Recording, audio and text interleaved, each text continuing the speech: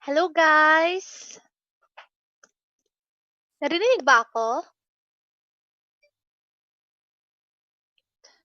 Yes, we can hear you lang. Okay. Okay, hello guys! I hope you are all safe and sound. Okay, good afternoon sa inyong lahat. And of course, good afternoon po sa counselor natin, Counselor Mahipos, the Chair and Committee sa Environment.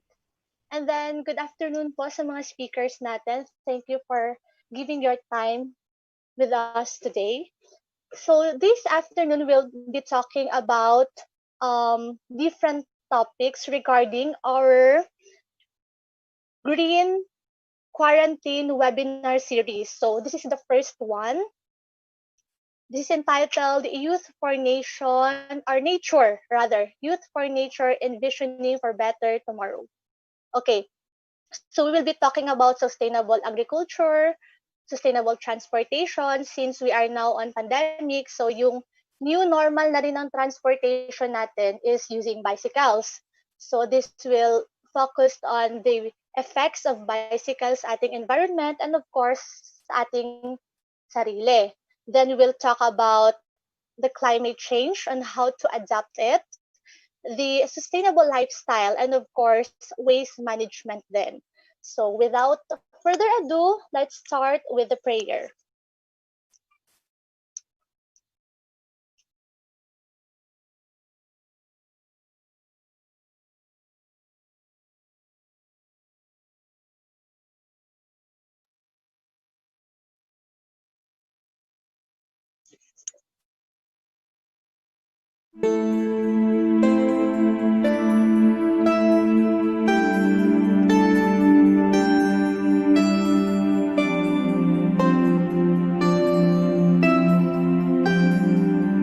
Dear God,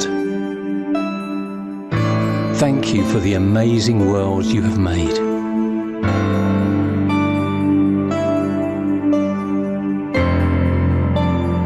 Help us to care for every aspect of your creation.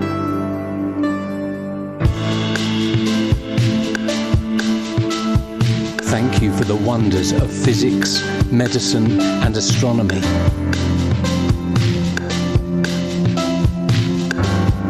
Help us to engage with each facet of the universe.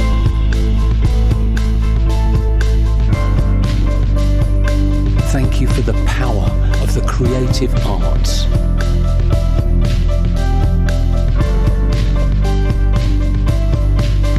Help us to pioneer new vision and sounds in our generation.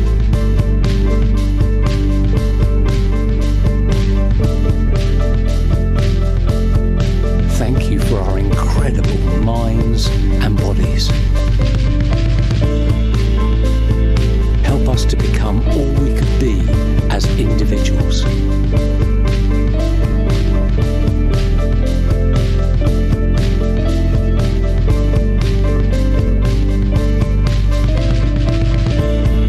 Thank you for our family, friendships, community and relationships.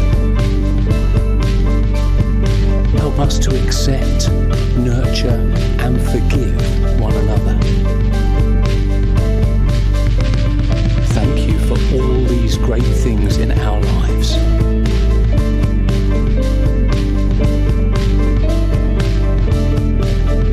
May we play our part in bringing peace, prosperity and justice to all. Amen.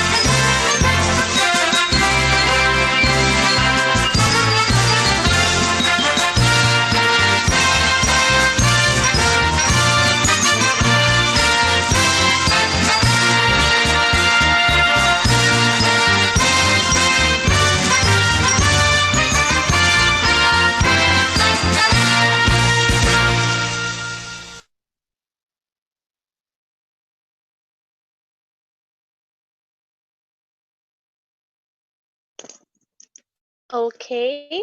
So, guys, before we will formally start our event for this afternoon, I would like to remind you guys that please turn off your mic.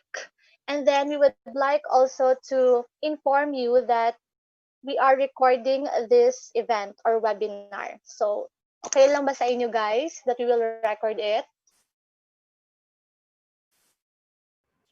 No problem. Thank you. Okay. Okay, thank you. So now let's go with the welcome remarks to be given to us by our ED's Executive Director, Ati Chinky Palino Golye. Thank you, Yvette. Maayong hapon sa ating tanan. Good afternoon. Happy Environment Month po kasi we are still, June pa po tayo and June is declared as our National Environment Month. So today is the last day of June. However, every day naman we can really contribute, or we can really celebrate Environment Day, and which all of us can also contribute in making this environment greener, sustainable, and livable for all. So, in behalf of EDs, I would like to welcome you all to our Green Quarantine webinar series on envisioning a better future. We truly appreciate your attendance today. We were overwhelmed by the number of registrants kasi we have limited slots lang sa aming webinar. But then again, we are very happy that finally we are now gathered online. So thanks a lot also to our resource persons. Thank you for saying yes to our invitation to share on various topics, like sustainable agriculture, SICAM and DRRM, or climate change adaptation mitigation and disaster risk reduction and management. So that's SICAM and DRRM. Also on waste management, sustainable transportation, and sustainable lifestyle. Thank you to our resource persons who have initiated change in your own various ways. And we're very positive that you can influence more young people to also initiate change, take up space, lead, and be environmental advocates, to advocate environmental sustainability. We also would like to welcome and thank our participating schools and students of our essay and infographic competition with our teachers, family, and friends. Thank you for sharing your thoughts, your reflections, your concepts, and artistic skills on how we can move forward and act together in making a better world for everyone. And of course, we welcome the online presence of our esteemed judges. Thank you for helping us evaluate the entries. Thank you for your valuable comments and recommendations for improvement. And by the way, we also would like to thank and welcome our partner, the Mindanao Times, and also our supporting organizations, Miserior and DKA Austria. So to everyone who are here in our Zoom webinar and those who are watching our live feed, daghan kaayong salamat for making yourselves available. We look forward for a meaningful and fruitful webinar. So once again, welcome and maayong hapon kanatong tanan. Thank you. Yeah, and thank you, Ati Chinks. And of course, our beloved Mayor of City Government of Davao, Mayor Sara Duterte Carpio, also gave her message through a video message. So, roll the message, please.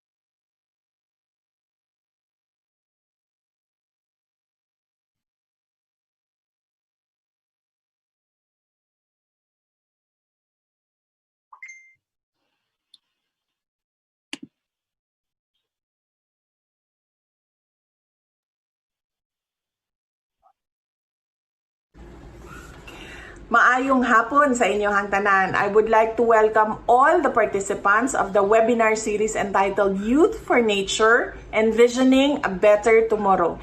Indeed, I am delighted to see the youth play an active role and engage in important advocacies such as environmental sustainability. It is my hope that you take this opportunity to become leaders in your own homes and communities and start the change for a cleaner and better tomorrow. Thank you, Edis, and the speakers for this webinar. May you have a meaningful and successful conversation today. May God bless you all. Please stay safe.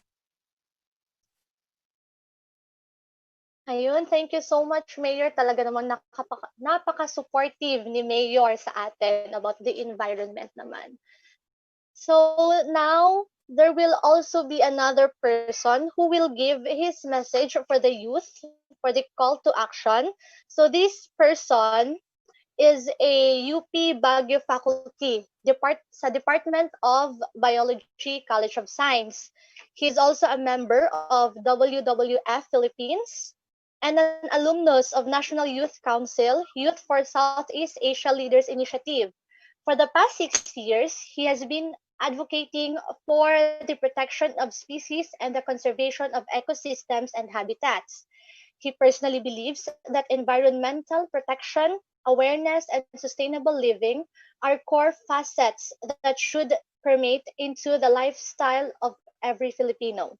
At 24, he is an independent, ambitious, determined, and optimistic Filipino citizen who aspires for nothing but the best of our environment and for our people. So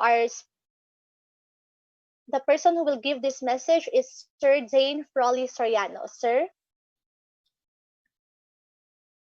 Hello, good afternoon. Good afternoon, everyone. So I'll just be quick in terms of my message. So just share a short story about how I started doing environmental advocacy and environmental work. So when I was in elementary and high school, I used to write a lot about climate change issues, about environmental degradation and deforestation issues in our school paper or even in essay competitions or campus journalism competitions. And I know the youth are all familiar with those types of competitions in high school and even in elementary.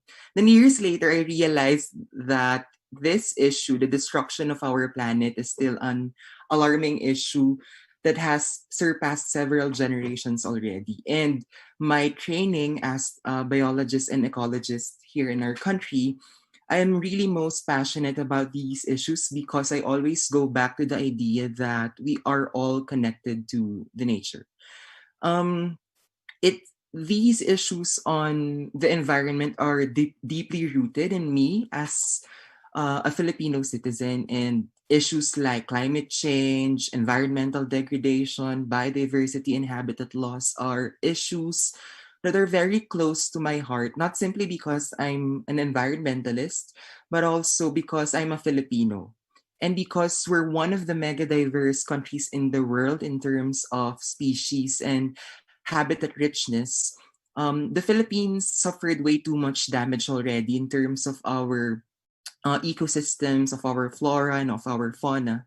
Forest cover has diminished, of course, into alarming numbers. We have polluted aquatic ecosystems, lakes, rivers, seas.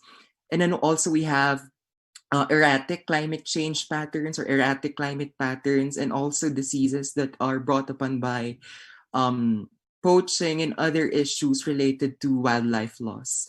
Now, I believe that somehow this is not only an issue of habitat loss or environmental decay, but also a human rights issue. Um, these natural resources, I believe, are sources of our basic needs. And for one, for developing countries like the Philippines, I think that um, the loss of our natural resources would be the loss of our Filipino people, especially those that are in the underprivileged sectors of our country.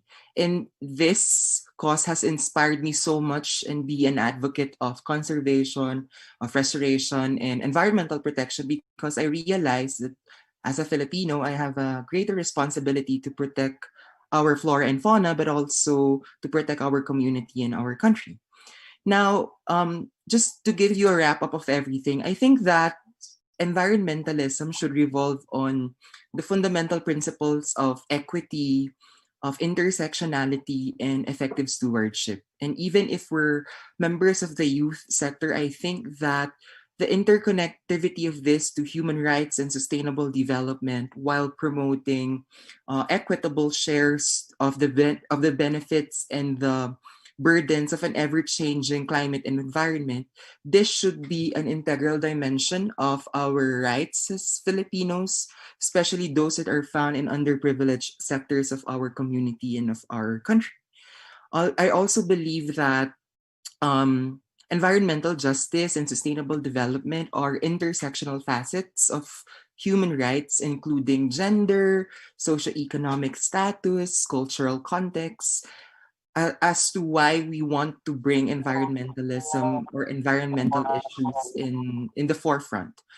Lastly, I want to believe that environmental environmentalism is heralded and should be done to reach out to communities through a participatory, through a timely and effective science-based approach and stewardship, because this will allow certain communities to empower and engage them in causes that are important to our country, like environmental protection and conservation.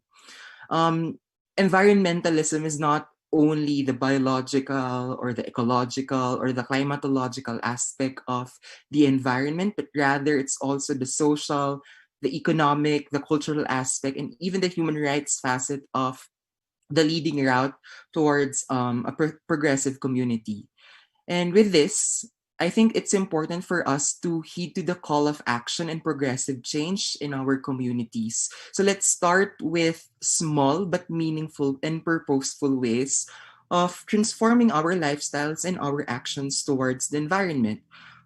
In addition to that, I think it's important that we should hold institutions, both public and private, accountable for our right to live in a livable community, in a livable country, and in a livable planet.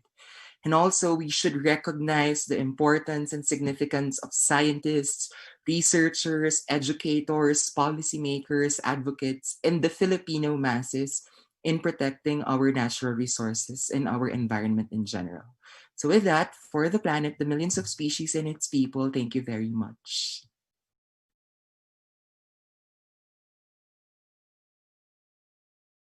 Okay, thank you so much, Sir Dane. I hope you guys learned something from Sir Dane's message. So now let's go to our event proper. So the first topic we will be talking about this afternoon is the agriculture and food security young people's perspective. So this topic will excuse me, will be given to us by a former instructor of Tarlac Agricultural University, and he is also a campaigner in Ayam Hampas Lupa Ecological Agriculture Movement Incorporated.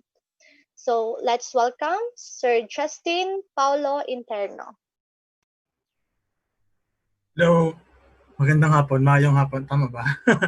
Good afternoon Yes, to sir. everyone, to all who's watching right now in the Zoom and Facebook Live. At syempre, magandang hapon po to our guests and to the Executive Director of EDIS, Ma'am Chinky Pelino Golle, and to our previous speaker, Sir Dean Froly Soriano, and the LGU of Davao. I will be discussing about a topic that is very close to my heart as an agriculturist. So, and I'm thankful na ako yung na-invite to share with you and talk in behalf of our organization, the Ayam Hampas Lupa Ecological Agriculture Movement. So it will be about sustainable agriculture. The title of my presentation, if it's already flashed, is it already flashed na po ba?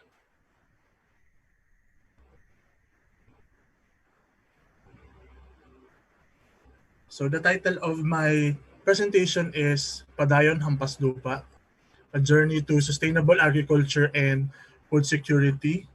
So basically, I'll just walk you through kung paano ba makarating from realizing that agriculture is also an important focus team in terms of environment kasi alam natin yan in ecosystems perspective hindi nalalayo or hindi hiwalay ang agriculture. So ang gusto kong mangyari at ang nais kong mangyari para sa lahat ay pagkatapos nito ma-consider ninyo na hindi lang kumbaga maging aware kundi maging responsive din kasi as we know aside from or second to energy sector in terms of carbon footprints, agriculture talaga yung may malaking contribution. So sige po, I will be showing my outline for today is on, of course, to contextualize para tayo ay merong common definition ng mga concepts natin. No? I talked about or I mentioned about sustainable agriculture and then food security. So we'll be discussing that a little bit in detail kasi pagka masyadong detalyado, lalo na yung slides ko ngayon, no, actually yung 42 slides, umaabot ng 1.5 hours pero I squeezed it in as fast and efficient as I could. No? So unpacking concepts. Next, we have issues confronting the agricultural sector, the challenge to the youth, ways to help the food system that is based on our experience no, as part of the Ayaman Paslupa movement and my personal experience as well. And lastly, the Hampas Lupa Pledge. So pwede ba na before I start, tawagin ko tayong lahat no, ng mga Hampas Lupa. Yan, mga Hampas Lupa tayong lahat today no, with me. Okay, next slide na po.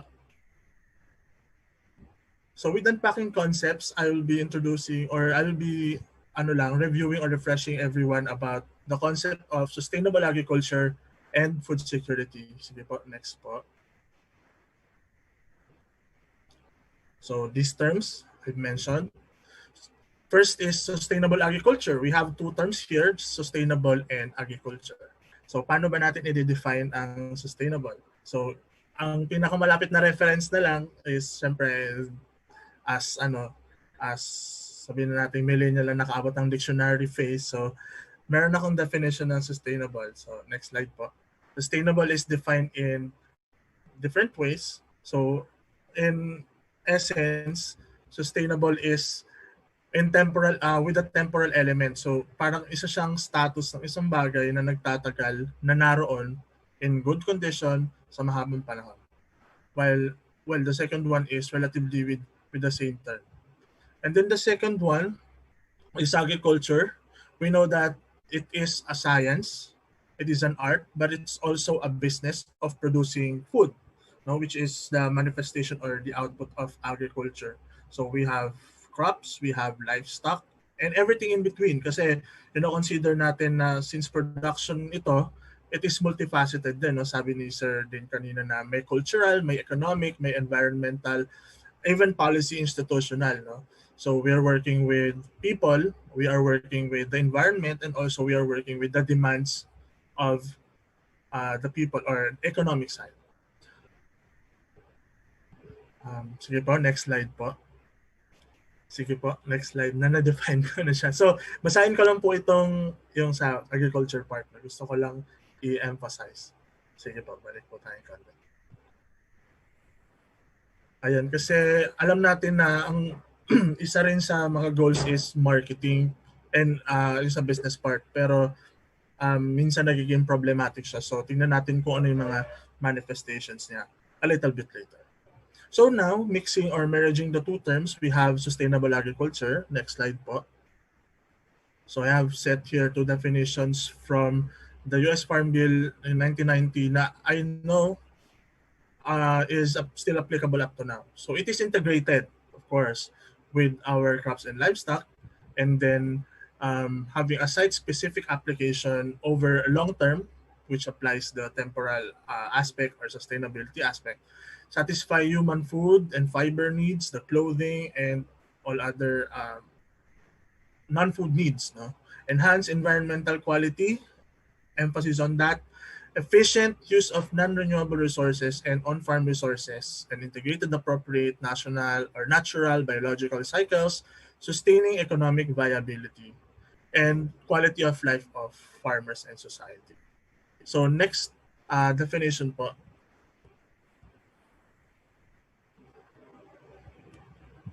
it is also a management practice as a whole. So ang naging point nito is syempre it sprung from the concept of sustainable development na nagsimula noong mga 1987 when we talk about its concept, yung without sustaining or filling up the needs of the future without compromising the present resources. So meron tayo ditong parang mini representation lang for easier illustration. Next slide po.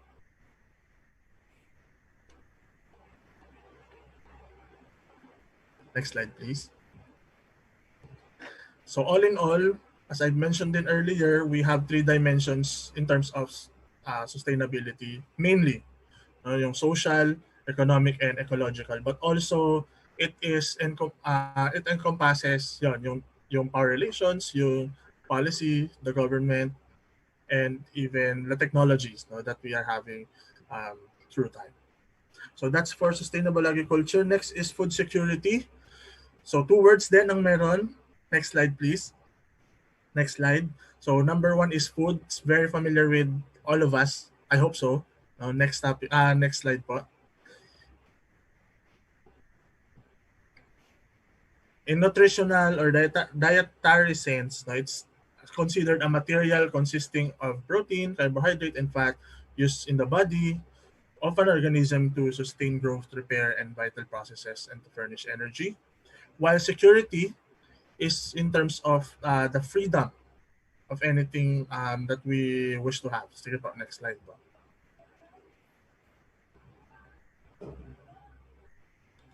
So freedom from danger, freedom from fear and anxiety, something given, deposited, or pledged. But the 5th term, I guess, would be the most applicable for this term, surety. Yan yung kapag nanalo ka sa lotto, surety. Joke lang. Yung sigurado ka na with what is, kumbaga, what you want to really have in long term. So if we mix the 2 terms, food security, so in definition from the UN, sige po, next slide please, UN World Food Summit in 1996. So it means food security exists when all people at all times have physical, social, and economic access to sufficient, safe, and nutritious food which meets their dietary needs and food preferences for an active, healthy lifestyle. Sige po, next slide po. So kung tingnan natin ito, meron tayong mga dimensions na kino-consider na hindi porke meron ng pagkain sa hapag mo, you are already considered food secure. Kasi kailangan i-consider din yung ito ba ay mahal para sa'yo? Ito ba ay madali lang kunin sa'yo? Or ito ba kahit nandyan sa hapag mo ay masustansya? O kung sa araw lang to, mo siya kakayang ma-access pero kinabukasan ay hindi. So in food security, kailangan po lahat ng dimensions na yun ay makita natin. Available sa atin, physically and economically accessible, kayang gamitin ng katawan in diverse forms or diverse po yung mga pagkain na nakukuha natin and temporarily or in the long term, na-access po natin siya. Simultaneously, nangyayari po dapat. Next slide po. So with the concepts of sustainable agriculture and food security, where are we now? No, try nating isipin na sa mga konseptong ito at to think na ito ay mga 1980s terms at 1990s term na matagal na pinag-uusapan. Where are we now? So, unfortunately, we are still in the stage where we are really, in the quicksand of things, in terms of environment degradation and other problems. So, ang next part po, next slide. We are facing different issues confronting our agriculture sector. And again, gusto ko lang po i-emphasize that our problems in agriculture is not isolated. These are related with other areas. Now, I think it will be discussed later on in transportation, in lifestyles, in energy, and the likes. Sige po. We have different issues. Number one, or first in line would be the issue on the remnants of green revolution or industrial agriculture. So, konting background lang, green revolution is like the global effort para magkaroon ng physical access na pagkain ang lahat ng tao, so the whole population of the world, at para hindi magutom. So it's more of quantity. So we have the high-yielding varieties nag-involve or nag-evolve, naggawa ng mga breeding techniques para mapadami genetically yung phenotypically yung mga natin, yung mga crops natin, yung mga kinakain nating parts. At syempre yung industrial agriculture na para maging efficient tayo, kailangan lahat ng inputs i-invest natin ng i-invest. Pero since ito ay longest running na parang from 40s to 70s and up until now, may mga processes pa rin like aerial spraying and all activities in agriculture na napaka-conventional. So imagine na may mga effects siya not only in the degradation of the soil, of the crops, we also experience cases of health problems kasi yung mga ginagamit na inputs like chemical fertilizers sometimes are unregulated or regulated pero in the individual level ay parang hindi rin ma-monitor that much. So nagkakaroon ng health problems, manifestations in the hypertension levels, cardiovascular, and all these areas. Maraming issues in green revolution pero basically ayun, high-yielding varieties pero mayroong trade-off na tinatawag. Next po is on McDonaldization of agriculture. So, ito, ang McDonaldization is actually a sociological phenomenon na ang tinitingnan is sa sobrang kagustuhan ng McDo, sa case of McDo, na magkaroon ng efficiency, calculability, predictability, and control sa mga produce nito, parang nagkakaroon din ng compromise in terms of other aspects. So kung tingnan natin na dumadami yung population ng tao, dumadami yung kailangang resources, dumadami yung kailangang pagkain na kailangan natin buuin. So medyo nakakalimutan yung humanity or yung pagiging ethical nung pag-establish nito mga food production systems na ito. So ganun din, kung nakikita nyo sa fast food, parang medyo, honestly, we eat naman sometimes, pero parang nakikita nyo yung mga pagkain na parang ang lungkot, no? Parang hindi siya binigyan ng ganong justice, na parang yung pagkain, although alam mo kung paano siya nagawa, hindi mo alam exactly kung saan nanggaling yung mga ingredients na yun. Parang ang problematic, no? In general. So next po, we have, next slide. We have food shortage and food wastage. So isa ito sa mga sabihin na nating ironic, no, na mukha, no, ng pagkain kasi alam natin na masyadong maraming pagkain na produce and all, but in rural areas, in urban poor areas, there's still shortage of food. And what's worse, in some cases na parang may mga events na nakikita mo due to post-harvest losses or along the way masira yung marketability ng pagkain, hindi na siya binebenta ng mga, sabihin natin, capitalists or mga industries or mga establishments. No? So tinatapon lang nila, tapos minsan ito may mga pinanggagalingan ng pagpag, minsan may mga problema pa tayo nakukuha or mga sakit. Come to think of it, lalo na sa pandemic, panahon natin ngayon, paano kaya na-handle ito mga food wastes, no? Paano kaya yung mga taong kulang sa pagkain. So ito isa sa mga problems din. Number 4, we have another, next slide po. We have climate change, of course. With the Green Revolution, industrialization, and all other quote-unquote injustices in the environment through agriculture. So nag-manifest itong climate change. Na ngayon ay meron malaki ding effect sa ating environment at sa agriculture system o sa food system, tinatawag natin. No, kung maalala ninyo, yung mga nangyari sa, of course, Glenda and of course, Glenda in Laguna, in Calabarzon area, and Yolanda in Leyte, not only the lives of the people are compromised, but also their food. So, nagka-problema tayo dyan. So, aside from super typhoons, we have droughts, we have manifestations of desertification or pagbaba ng pagiging arable or pagiging productive ng mga lupa. So, mahirap, no, na mag-produce na ng pagkain with these situations. And number 5, we have the inequalities that is also manifested din na in next slide po.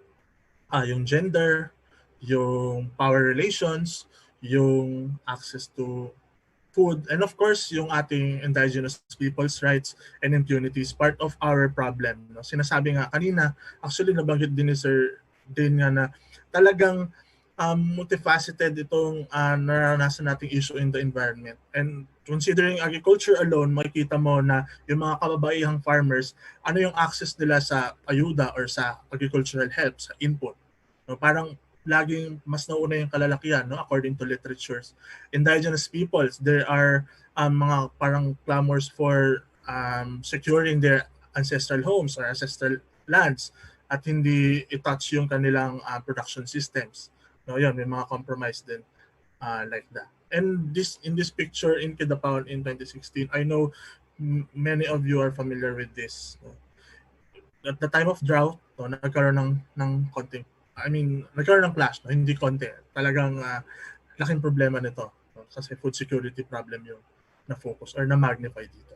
So with all these issues, no, what is the challenge or what are the challenges for us youth? Sige po, next slide.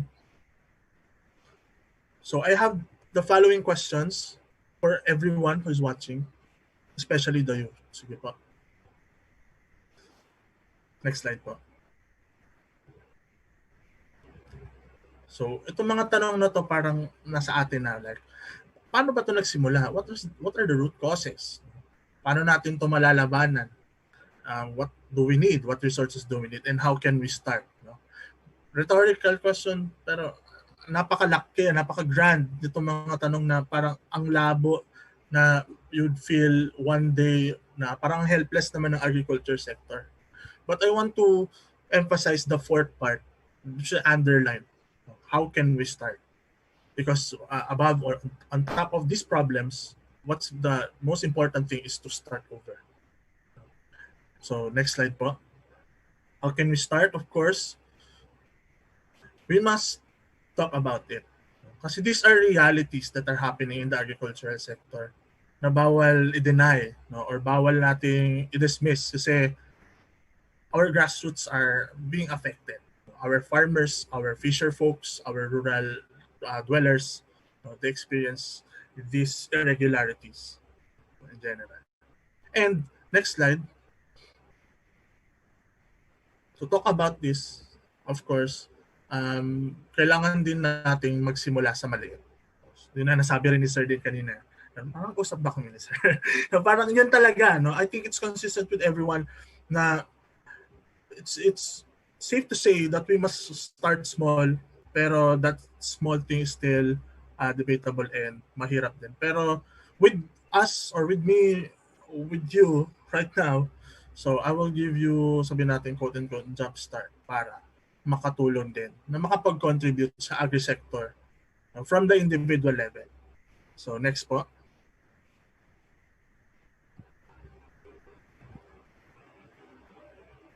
Next slide, please. So with this part or at this point, I would like to share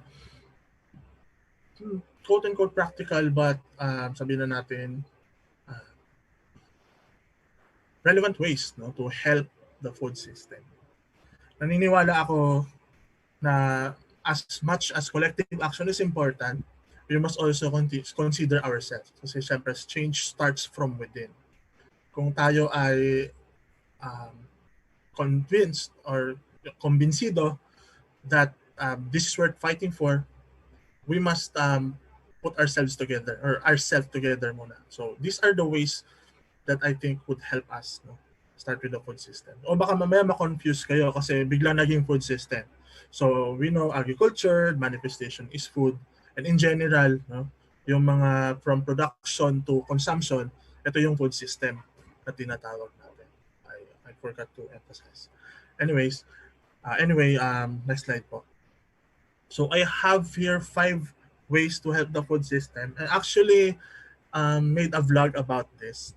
To share lang, nagpa-vlog din ako about agriculture and farming. So these are some, or well, the 5 ways I thought or I see as important things to do. So number 1 is to buy straight from the local farmers. Of course, the nearer is better. Siyempre madali siyang sabihin pero medyo komplikado din gawin kasi even if you buy from the market kasi alam mo din na or may cases din na yung mga yon na nagtitinda sa market ay traders din. 'Di ba parang if you kung bagtasin mo yung supply chain, it could come from middlemen then and then from the farmers. Pero kung ikaw naman ay nasa lugar na alam mo they are farmers talaga, it's better to buy them locally. No? Ito yung tinatawag natin. Actually, it's connected to hyper-localization of food. No? If we want to, or zero-kilometer food din. No? Kasi syempre, yung pag-travel mo or yung pag-support mo sa mga pagkain that is traveled far and wide, Pokemon pala, joke lang. Local farmers or, I mean, these transportation or all of the costs incurred, excuse me, ay meron din carbon footprint na naka-angkla. No? So the more you buy it anywhere else, no, parang sinusuportan din natin yung emission. Actually, yon yung mga carbon emission na 6% to 8% as I remember in a literature na sinasabi na nagko-contribute sa 13% of agricultural carbon emission. So, yun, buy straight from local farmers. Next one is next slide, to start producing your own food. So, pinakita ko lang ako sa bahay. I have my fair share naman of producing my own food. So, I'm inspired kasi as an agriculturist and an agriculture advocate, maganda rin na ikaw alam mo kung paano or saan nagsimula yung kinakain mo. So right now, I have a different set of seeds. So I consider first yung mga COVID-13, sinasabi nila na 30 days, pwede mo nang anihin, no? Like kangkong, mustasa, petsa, and all. Pero naglagay din ako ng mga konting herbs na. Merong basil, and all other crops. May malunggay ako na ito ay kinuha ko lang from stick sa kapitbahay. I mean, nagputol ako tapos tinusok ko lang siya. So, after 2 to 3 months, yan, nag-grow. Pero along the way, meron tayong mga nakuwang mga natural processes, no, para mas maging sustainable. Like dito yung mga bottles, I made a natural pesticide and fertilizer. So, yun po. And then, may mga pest din, pero minimal na lang kasi. Very effective naman yung controls. Next po, konti na lang. I'll make it quick na po. Okay. So the third one is to become watchdogs of the government effort. So hindi naman watchdog na parang every time na lang na parang away natin. We must also be rationalizing what's happening. So bigay ko na lang yung example nitong early ECQ time. Kasi parang napansin ko na baka madihado yung mga farmers. So I petitioned through Bataris na baka pwedeng bilhin na lang yung produce sa kanila. So nag-succeed naman and yung government ng Laguna na i-cascade sa LGUs and good thing, ayun, nasuportahan naman yung mga farmers. So anything na can help or can compromise the agriculture, yun, baka pwede natin bantayan.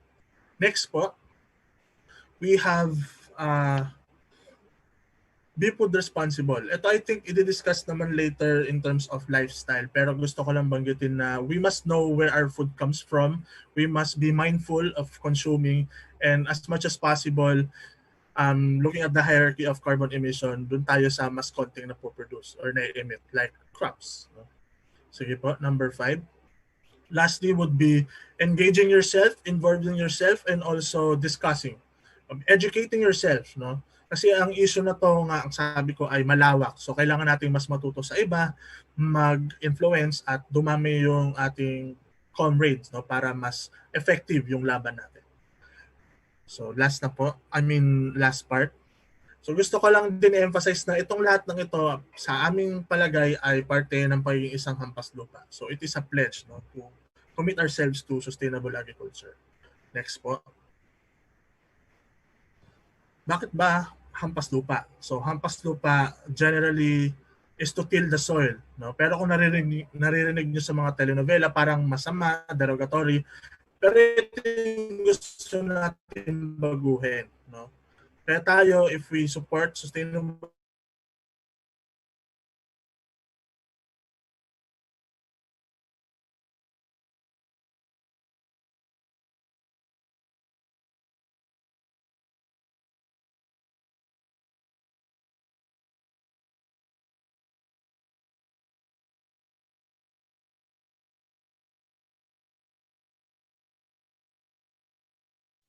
Hello, sir.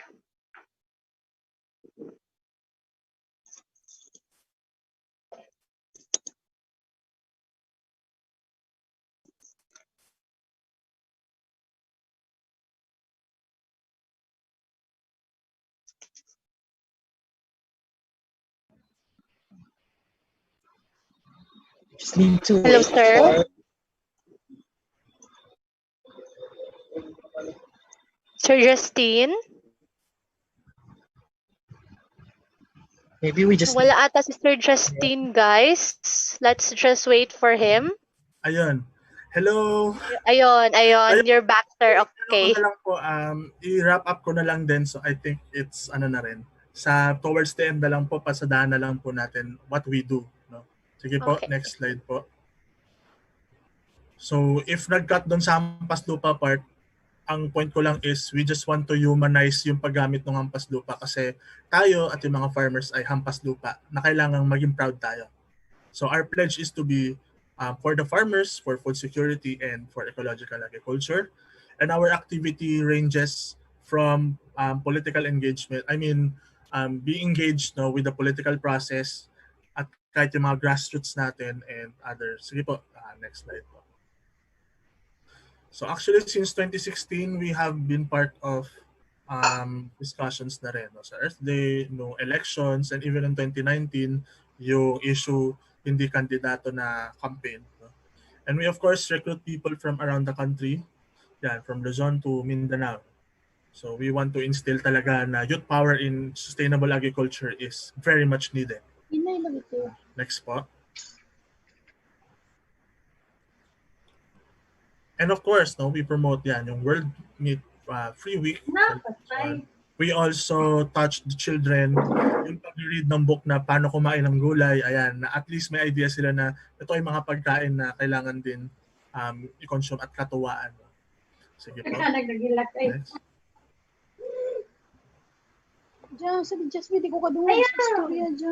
Next po.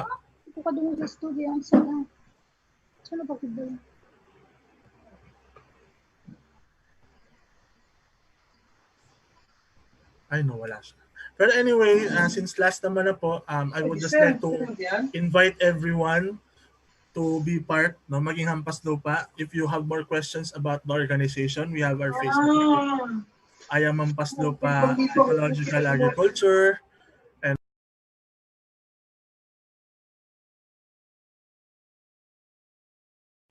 hello. You're muted po. Kuya Justin.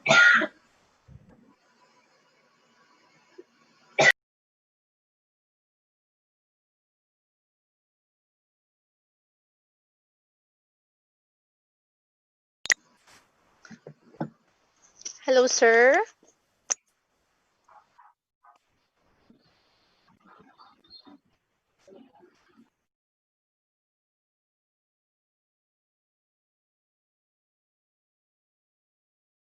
Nawala ulit si sir.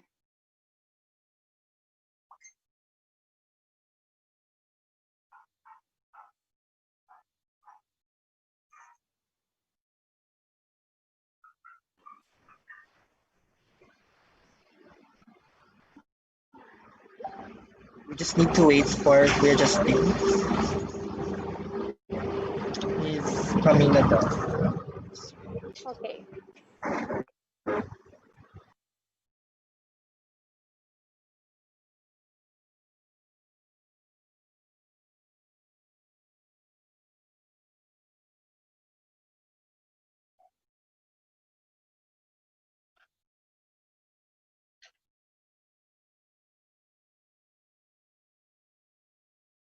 Hey guys, so okay pa ba kayo dyan? No, he just is back. Okay.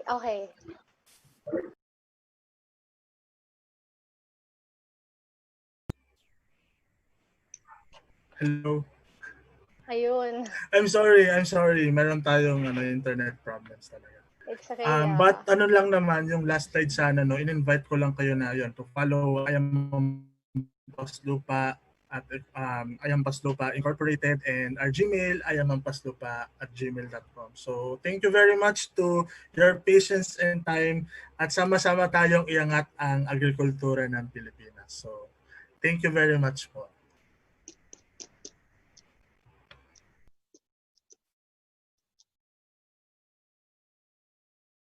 Okay, thank you so much, Sir Justin.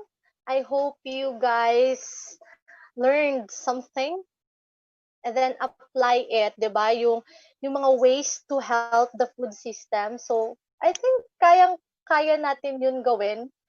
Just like start small, yung sa mga nagsasamgyupsal talaga, yung favorite yung samgyupsal, pwede naman sa free meat na week.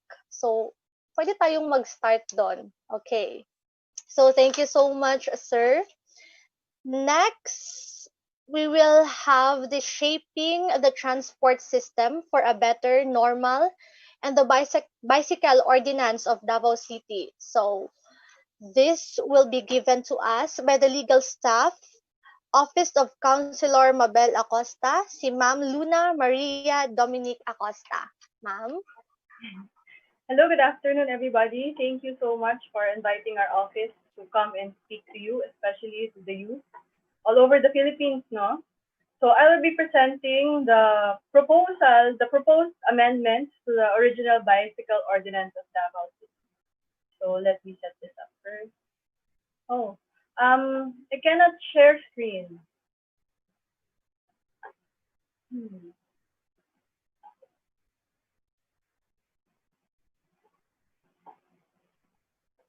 Edith, can I ask for share screen?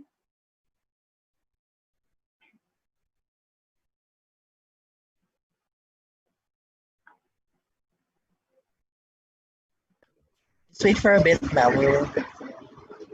Thank you.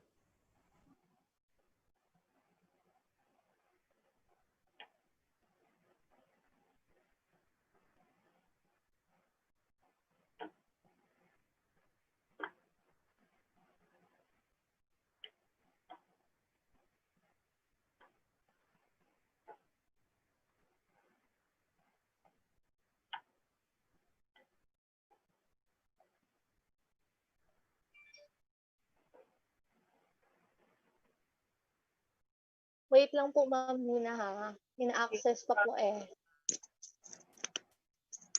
I completely understand, no? Whenever we have Zoom meetings at City Council, we also encounter the same technology problems.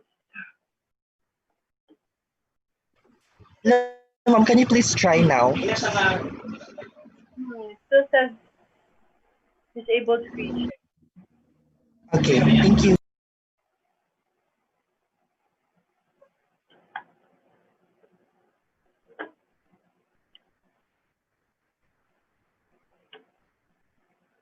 Okay, there we go.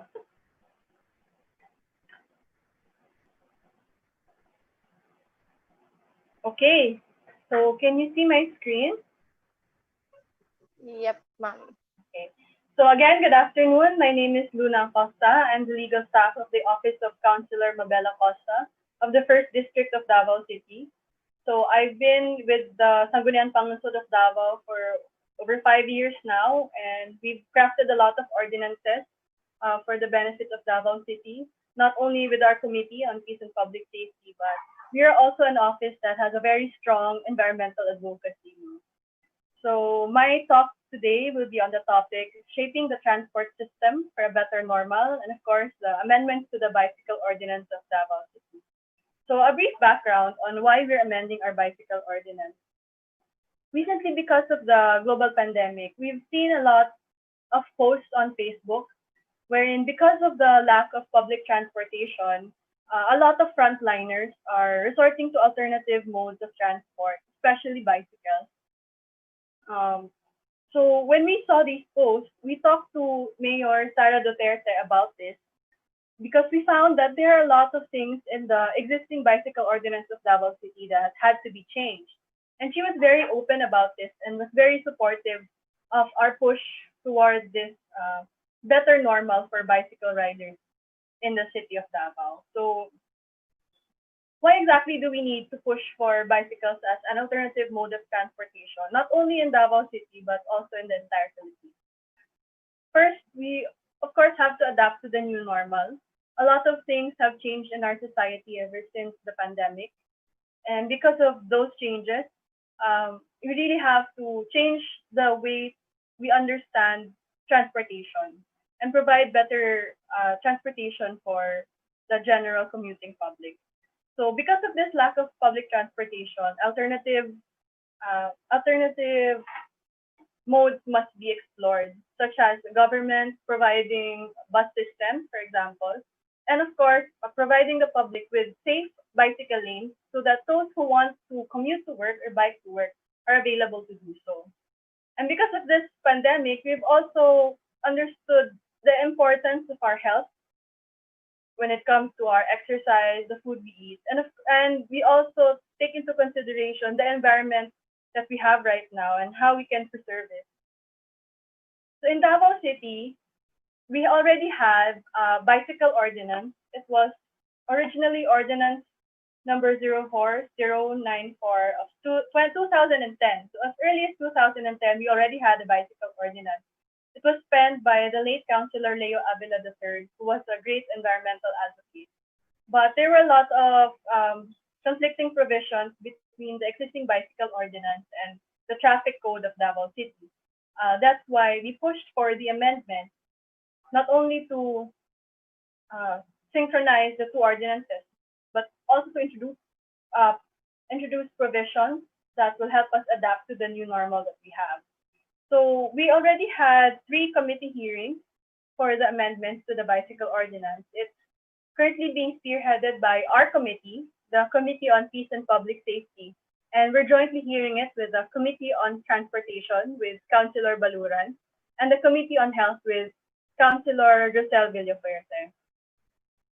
So during these committee hearings, we had the government sector being represented, such as the City Transport and Traffic Management Office, our Public Safety Office, the Traffic Police of Davao City. We also invited the Land Transportation Office, Task Force Davao for security.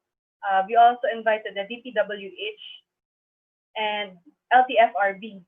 And we also had our advocates for sustainable development. We had, of course, EDIS is our partner for this. We have Ecoteneo, that's the Ateneo de Davao University environmental arm. We have Zero Emission Mobility, Lenda Bike,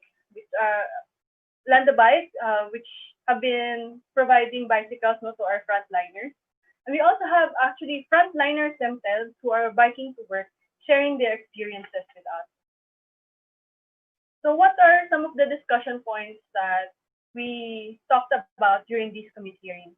First of all, we discussed safety standards, exactly what you should wear when you're on the road so that you'll be safe, and also who are allowed on the road, especially now. So we tried to define bike users because Davao City is a very child-friendly city, and we want our children to be safe, especially when they're on the road. We will allow, for example, children above 12 years old, meaning of high school age, to use the bike lane and bike to school when the pandemic ends, of course. But children below 12 years old, for their safety, should not be allowed to use the bike lanes by themselves. If they have adults, that can be arranged. But if they're alone, it's better for children not to use the bike lanes because these bike lanes run across the major thoroughfares of Davao City. We're also trying to implement a minimum safety standards. These are, of course, helmets, blinkers or warning lights, reflectors, rider capacity. So we all know that a bike is only for one person, unless of course it's a tandem bike, which two people can ride it. But if your bike is only for a single person, the capacity is for a single person, then only a single person should ride it. So unlike a motorcycle na pwede ka mag-angkas, a bicycle requires a lot of balance and coordination. So we decided that if we push for this, there's only one bike, one rider policy, unless it's a tandem bike. We also discussed the idea of shared roadways. Um, there are two kinds of shared roadways. There are signed shared roadways. Signed shared roadways are those roadways which have bicycle lanes, or the lane specifically designated with the paint, and usually on the right side of the road, which will guide bicycle riders. So these are the lanes on which they're supposed to ride on when there are designated bicycle lanes. But we also discussed the idea of unsigned shared roadways, because not all streets in Davao City can be painted over and have designated bike lanes. But we want people to understand that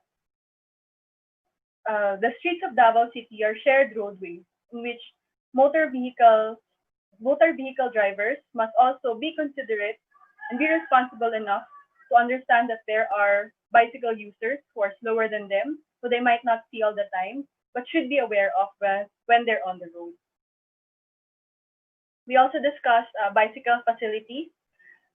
There's a proposal here that there should be a mandatory bicycle parking in government establishments and public service establishments, such as malls, schools, hospitals,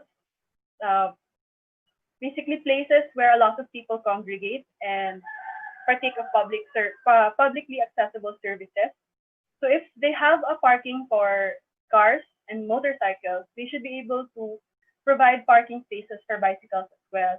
If you look around Davao City, for example, the city government has already provided free bicycle racks along the parking areas. So we're very happy that the city government is very supportive of this.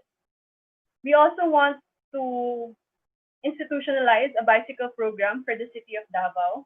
This bicycle program will outline future plans on how we will expand the bicycle route, possible improvements to facilities. For example, there's a proposal that the bicycle lanes in very busy areas should not only be signed, painted roadways, but should also be provided with barriers, whether metal or stone, in order to protect the bikers, especially on highways. So we're trying to incorporate that into the ordinance. And we also want to have an education and info drive about the shared responsibility of bikers, pedestrians, and motor vehicle drivers on the roadway. We're also trying to discuss registration, bicycle registration, and possible fees, although that's a contentious issue for now. We also want to discuss penalties for the ordinance, so that everybody will really follow what is written in the law. Now, our current problem now is there's a lot of conflict with the transportation code as it is written. First of all, with regards to registration, which is the current issue pending right now within the joint committee hearing, is that under the transportation code, registration is with the City Transportation and Traffic Management Office under their franchising and regulatory division. Well, under the bicycle ordinance, it's with the City Bicycle Unit. So there's a conflict there. And also, with regard to the fees, the fee under the CTTMO, the fee under the transport code is 150 pesos per bicycle. Under the bicycle ordinance, it's 20 pesos per registration. So you can see the difference there, no? If it were me, of course, I'd rather pay for the 20 pesos. It's cheaper and it's basically the same form of registration. I get to use my bicycle.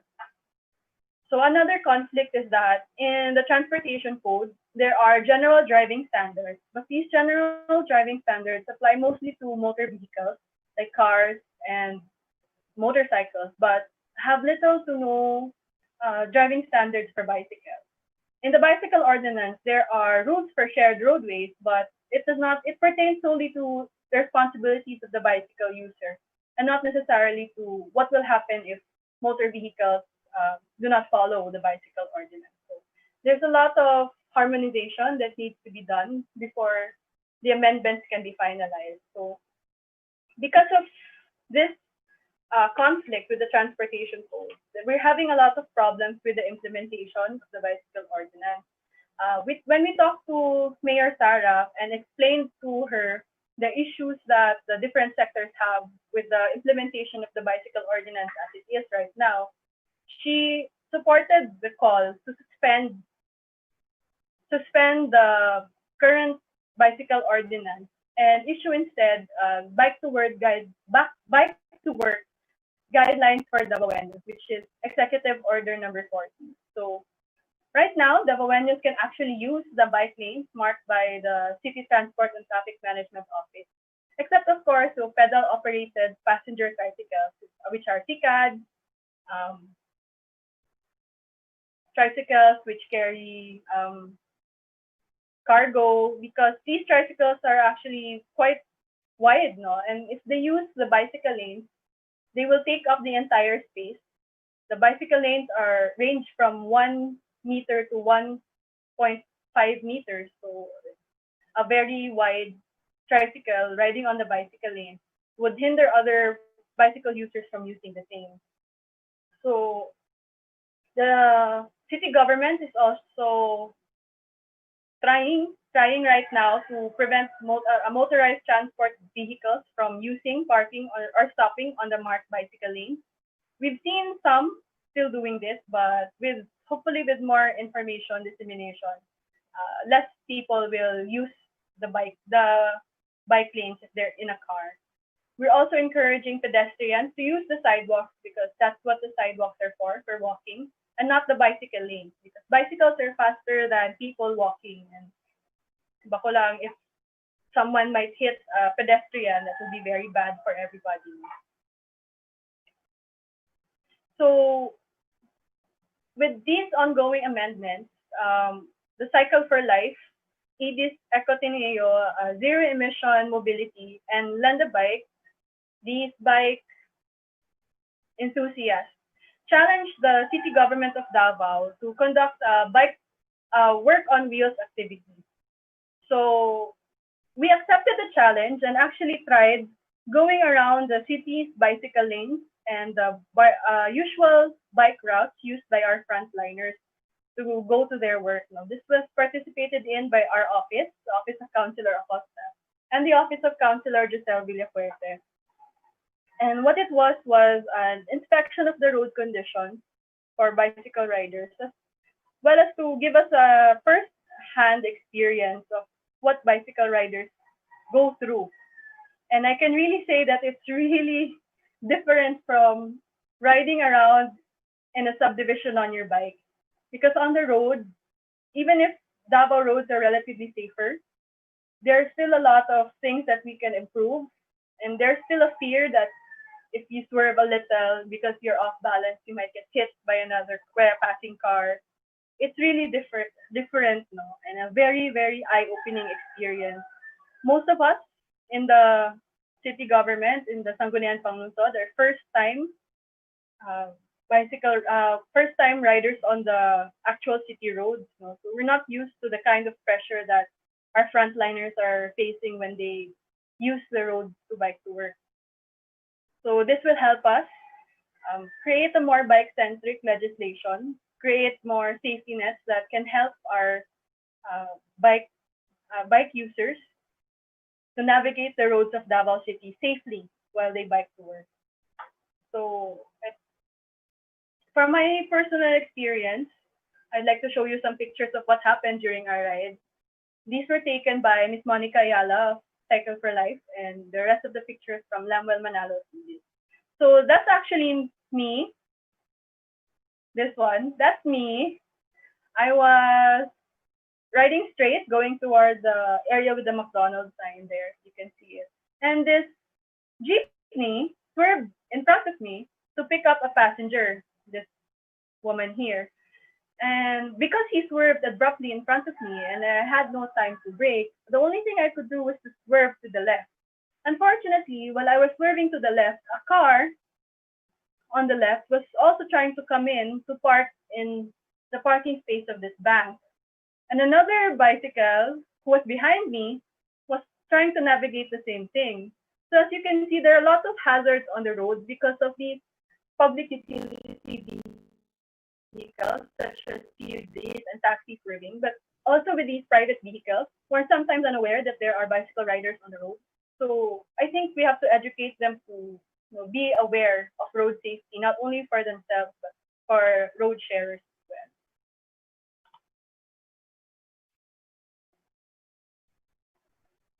So another experience that we had was there were people parking. There were people parking on the along the bike routes. An unfortunate example here is the PNP car, no. But we understand that this is part of their mandate to guard the roads and block certain areas where there are a lot of traffic in order to check if people have SM passes.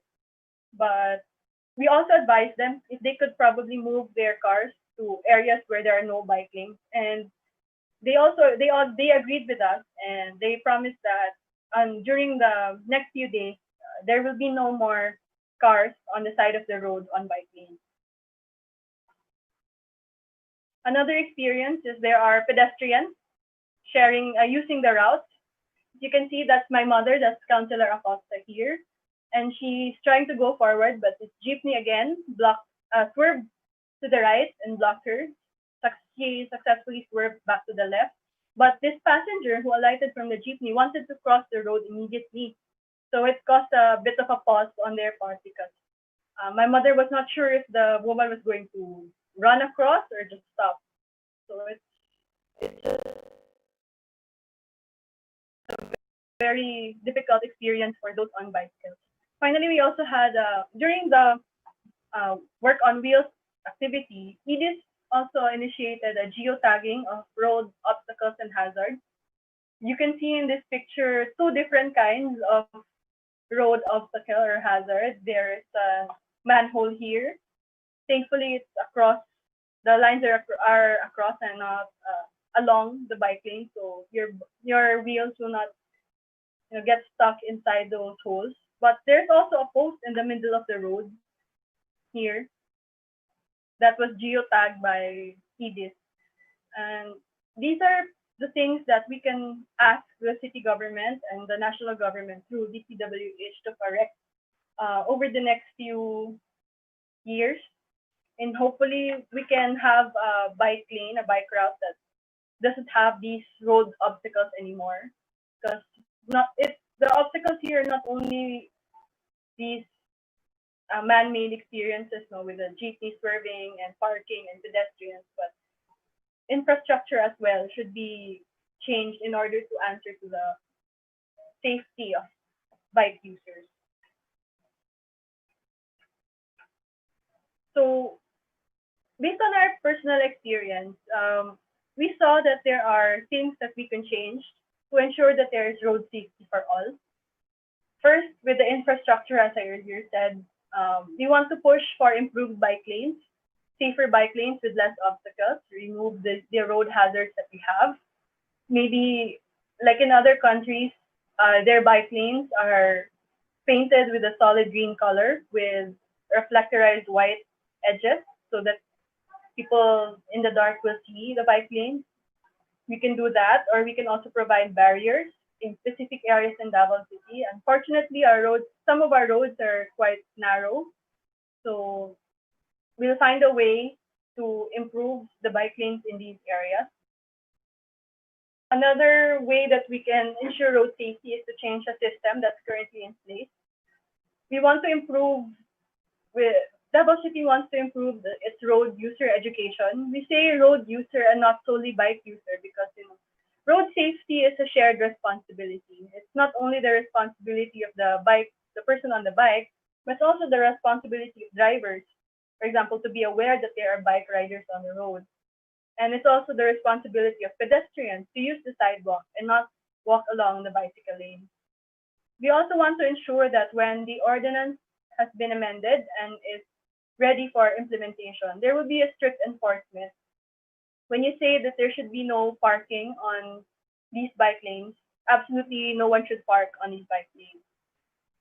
When we want to ensure that there are minimum safety standards such as helmets, everybody on the bike should also wear a helmet. So we'd like to thank many of the bicycle advocates, who have been helping out the frontliners who are not able to provide their own helmets and reflectors. So thank you for helping the city provide these minimum safety standards for everybody. So what is the city doing now moving forward? First thing we're going to do is harmonizing the ordinances. We're reviewing everything that we have right now with regards to not only the bicycle ordinance and the use of bicycles, but the traffic code and how we can make the road safe for everybody.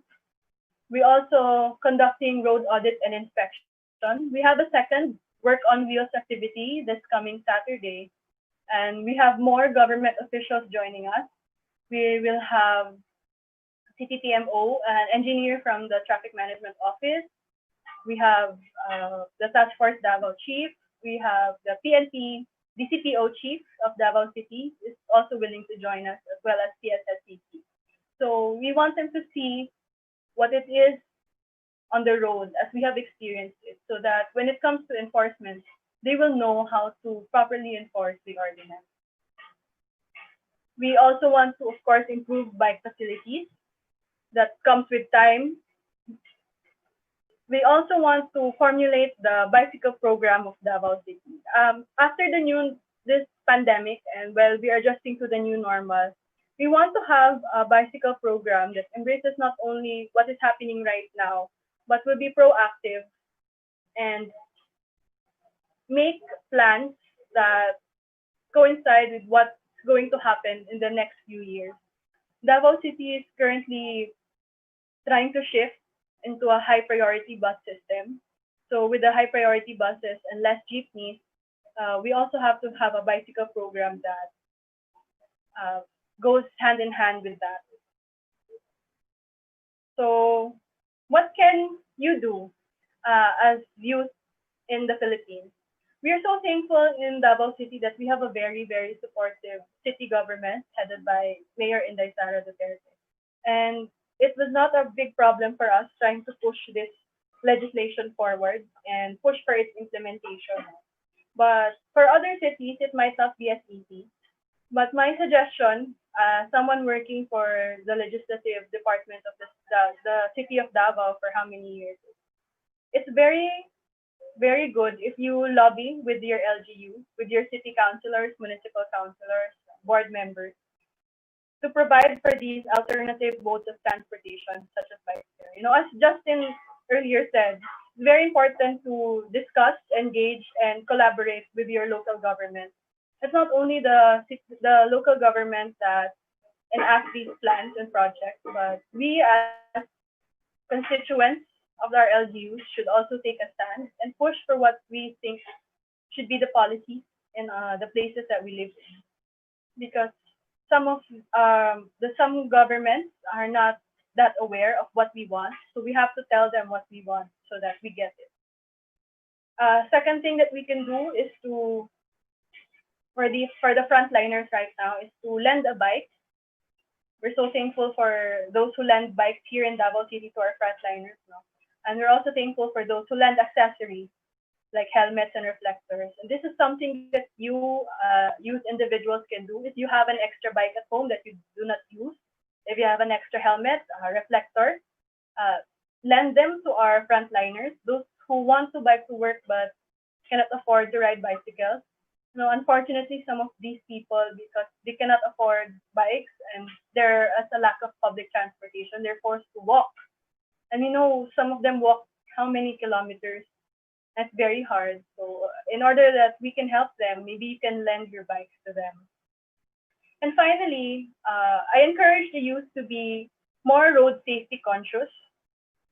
If you're a driver, you should be conscious of where you go. Do not swerve into the bike lanes. Do not be aware that there are other road sharers.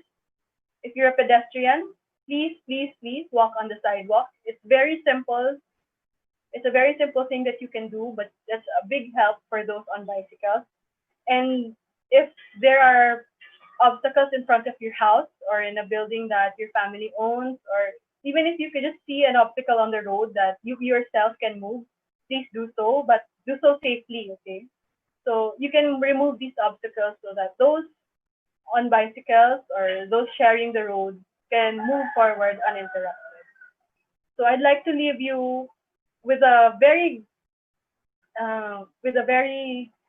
heartfelt realization that I had for from my experience with the work on wheels and behind the screen writing up the amendments to these ordinances. No, I realized that road safety is really a shared responsibility. You cannot blame the bikers alone or the pedestrians alone. It cannot be just the government alone doing everything to change the way that we use public transportation and the way we travel around our cities. It's really a shared responsibility for everybody. So I encourage you to please do your part and let's try to have a better normal than what we're having right now. Let's have a transport system that's available for everybody through these bicycles. So that's it. That's my presentation. Thank you very much.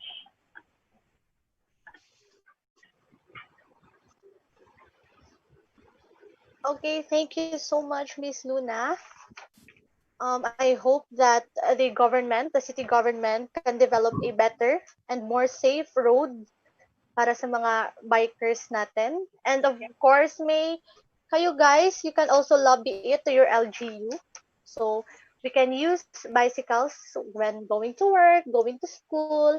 Aside sa maka-exercise tayo, we can also help on the environment to lessen our carbon emission, di ba?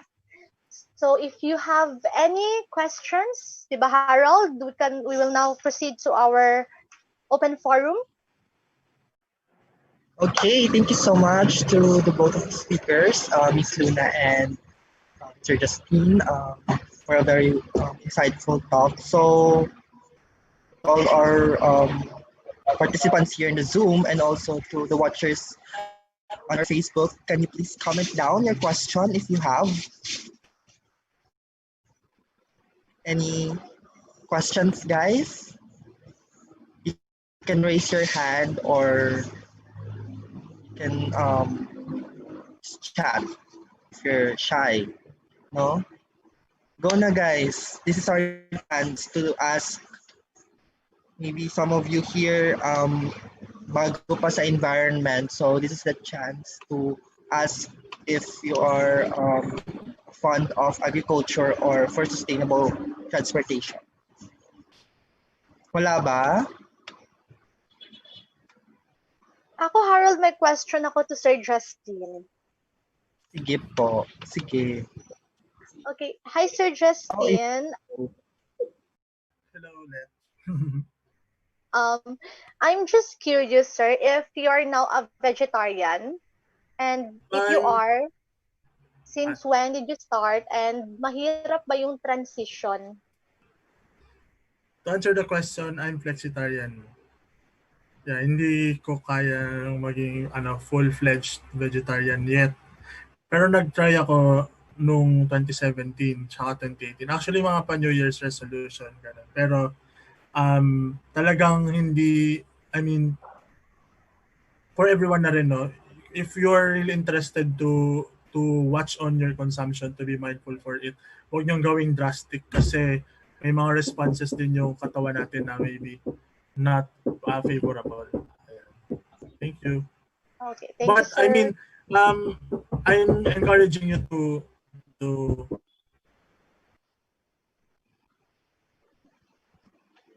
Okay, thank you so much, Mr. Justine. Next, we have our question from Attorney Bong to Miss Monique, to our next speaker, Miss Luna. What about texting while crossing streets? We need your comments, please. Oh yes, that's actually already a city ordinance. No, pedestrians especially while crossing streets should not be on their cell phones. And the city government has had moves before to apprehend pedestrians and find them. But we're also encouraging those on bicycles, please don't bike. Please don't text while biking. I know it's very difficult actually, especially if you're a first timer to, text and then balance on your bike. So it's not safe. Please don't do that. We'd like to encourage everybody listening right now, especially if you're from Davao City. Please focus on the road, pedestrian, driver, bicycle user. Focus on the road. Do not text while riding. Thank you, Miss Luna. Our next question is to Mr. Interno. Since average age of a Filipino farmer is 57, we have to raise the next generation of farmers. How can we encourage the youth to pursue farming?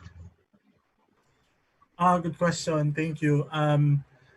Well, ano naman siya parang, I think yun nga, yung sagot ko din kanina, parang it starts from within and small steps tayo. No, if you're really interested or if you want to encourage other people to start farming, ayun, parang tulad ng ginagawa ko, in my own little ways, yun, pinapakita ko paano mag-produce, kung gaano siya ka-enjoy gawin, although medyo minsan mahirap kasi ang agriculture parang akala natin itanim lang natin sa lupa, good na. No, marami kang i-consider pwedeng yung pest, pwedeng masyadong nagustuhan yung pagkain mo, nauna pang kumain sa'yo, or yung mga other people's interaction, di ba? May mga hayop na pwedeng kumuha ng pagkain mo at yung mga kapitbahay pwede din. No, siguro yung magandang gawin is, or isipin is, pwedeng tingnan natin siya na kung nakikita ninyo na marami ng matandang nagpa-farm at alam natin na importante ang pagkain araw-araw, so siguro yun yung value or yun yung maging motivation na gawin. So start from yourself, do something at your own pace, and tingnan nyo din yung situation, kumbaga makiramdam, para mas ma-inspire mag-farm. Okay, thank you so much, Sir Justin. Next is for Miss Luna. How should the environmental policy change in order to push for sustainable transportation in the Philippines? I'm sorry, please say it again. Okay, so the question is, how should the environmental policy change in order to push for sustainable transportation in the Philippines? Okay, so I think with the transportation sector, especially with the infrastructure that we have to answer to the question, we have to change the idea that it should be hard structures all the time, concrete bridges, these offices and stations that have absolutely no trees in them, permeable pavement. What we're trying to encourage here is to think about the environment when you're trying to design these infrastructures. So think about planting more trees, think about permeable pavement so that rainwater can seep through the roads, for example. That's an environmental policy all LGUs can actually adapt. So it helps not only our transportation sector, but the environment as well. Thank you. Thank you so much, Miss Luna. So that's it, guys. If you have any questions parang late, you can just type in to our chat box, so we can ask that again later on, or we can email that to our speakers.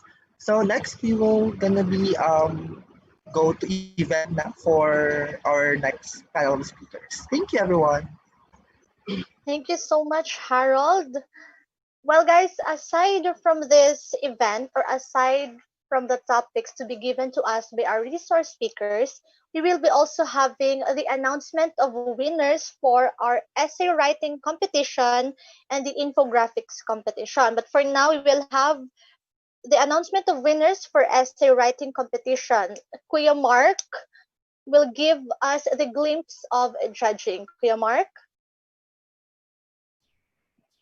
Yes, thank you, Yvette, and welcome everyone to the first series of the Green Quarantine webinar series of EDIS. And now for this first webinar series, we are focusing on the youth, and how can the youth motivate, and move for a better tomorrow.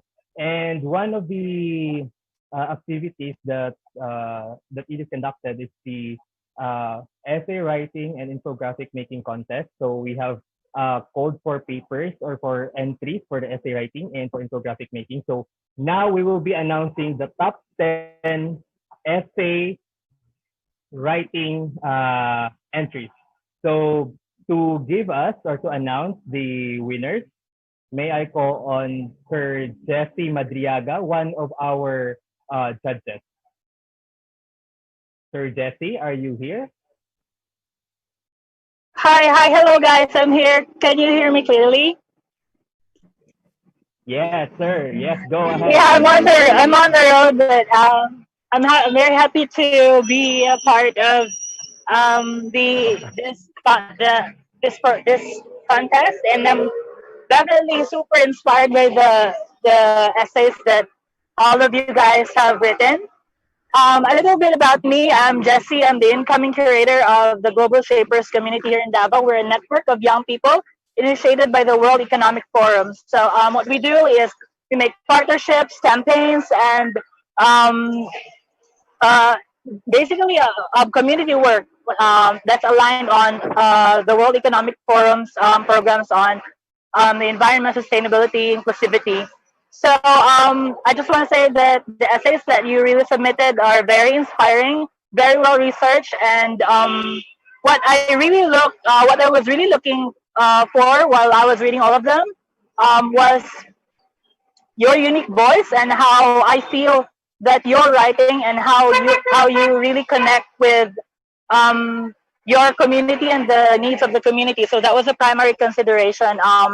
But definitely all of the entries that you submitted were super amazing, and I'm really looking forward to all of you guys writing some more and maybe seeing all of you guys explore a career in communication out of your love for the environment.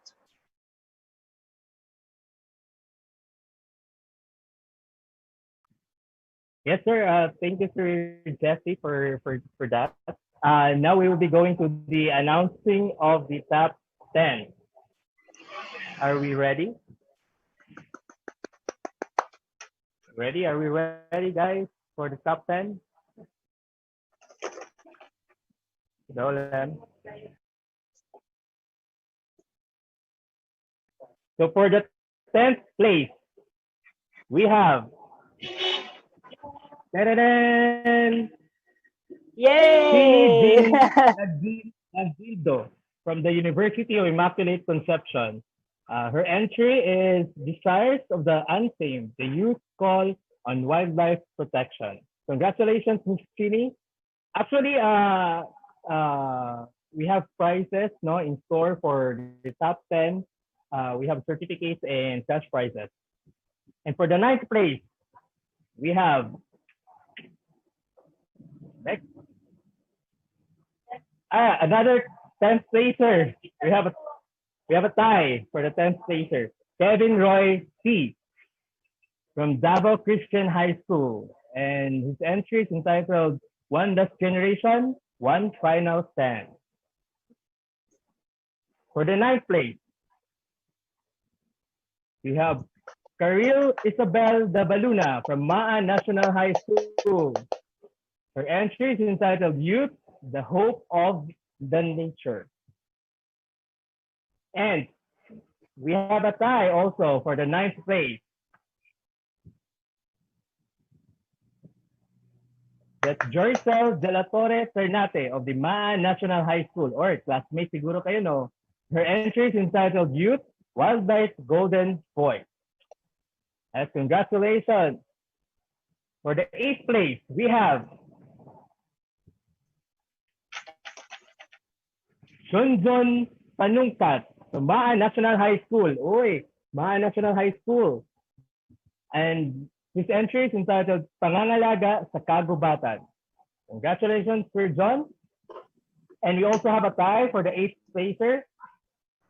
The 8th place, we have Aya Shikina Hibaler from Mintal Comprehensive High School. Her entry is entitled Feathers of a Bird. Congratulations, Miss Aya, for the seventh place. We have James Martinez of Assumption College of Davao. His entry is entitled Beach a Retreat, Exiting from an Eco Catastrophe. For the sixth place, we have Liovir Jan P. Banguran of the University of Mindanao.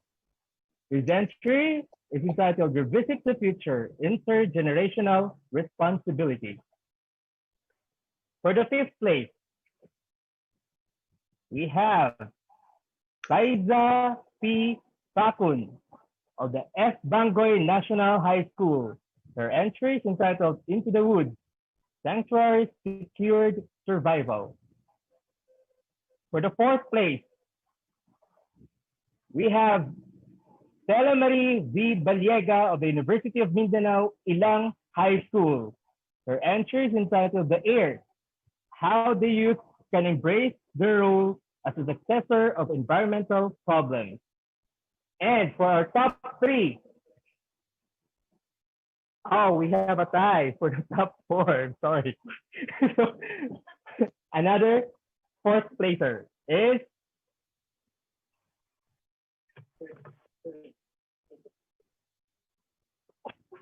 I'm sorry, we have our third placer, Mr. Jose Gabriel Pinches of Ateneo de Davao University Senior High School. His entry is entitled Urban Progress, a Commute Through Time. And for our second place, we have Ms. Hannah Alpha from Mintal Comprehensive High School. Her entry is entitled Aqua Matters. And for the first place, receiving 5,000 pesos and a chance to be featured in Mindanao Times, we have Jose Nel Andrew Tumulak of Ateneo de Davao University Senior High School. His entry is Cities of the Future.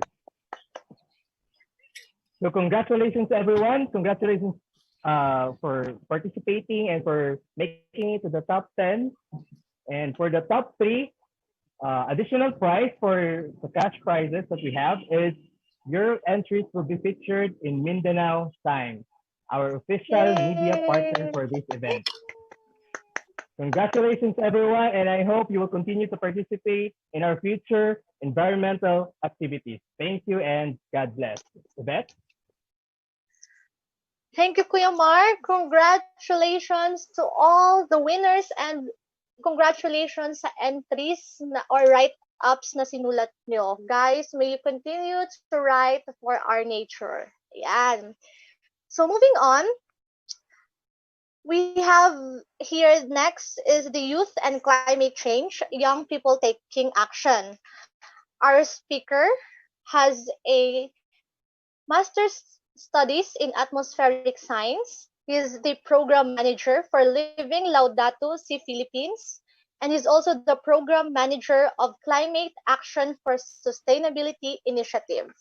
Let's all welcome Sir John Leo Algo. Good afternoon, ladies and gentlemen. Thank you, first of all, for inviting me to be a participant in this webinar for today. My name is John Leo Algo of Leading Laudato Si Philippines, and allow me to speak to you for the next 20 minutes or so about youth and climate action, specifically modes of, taking action against arguably the most impactful threat to our way of life as we know it today. So allow me to begin my presentation.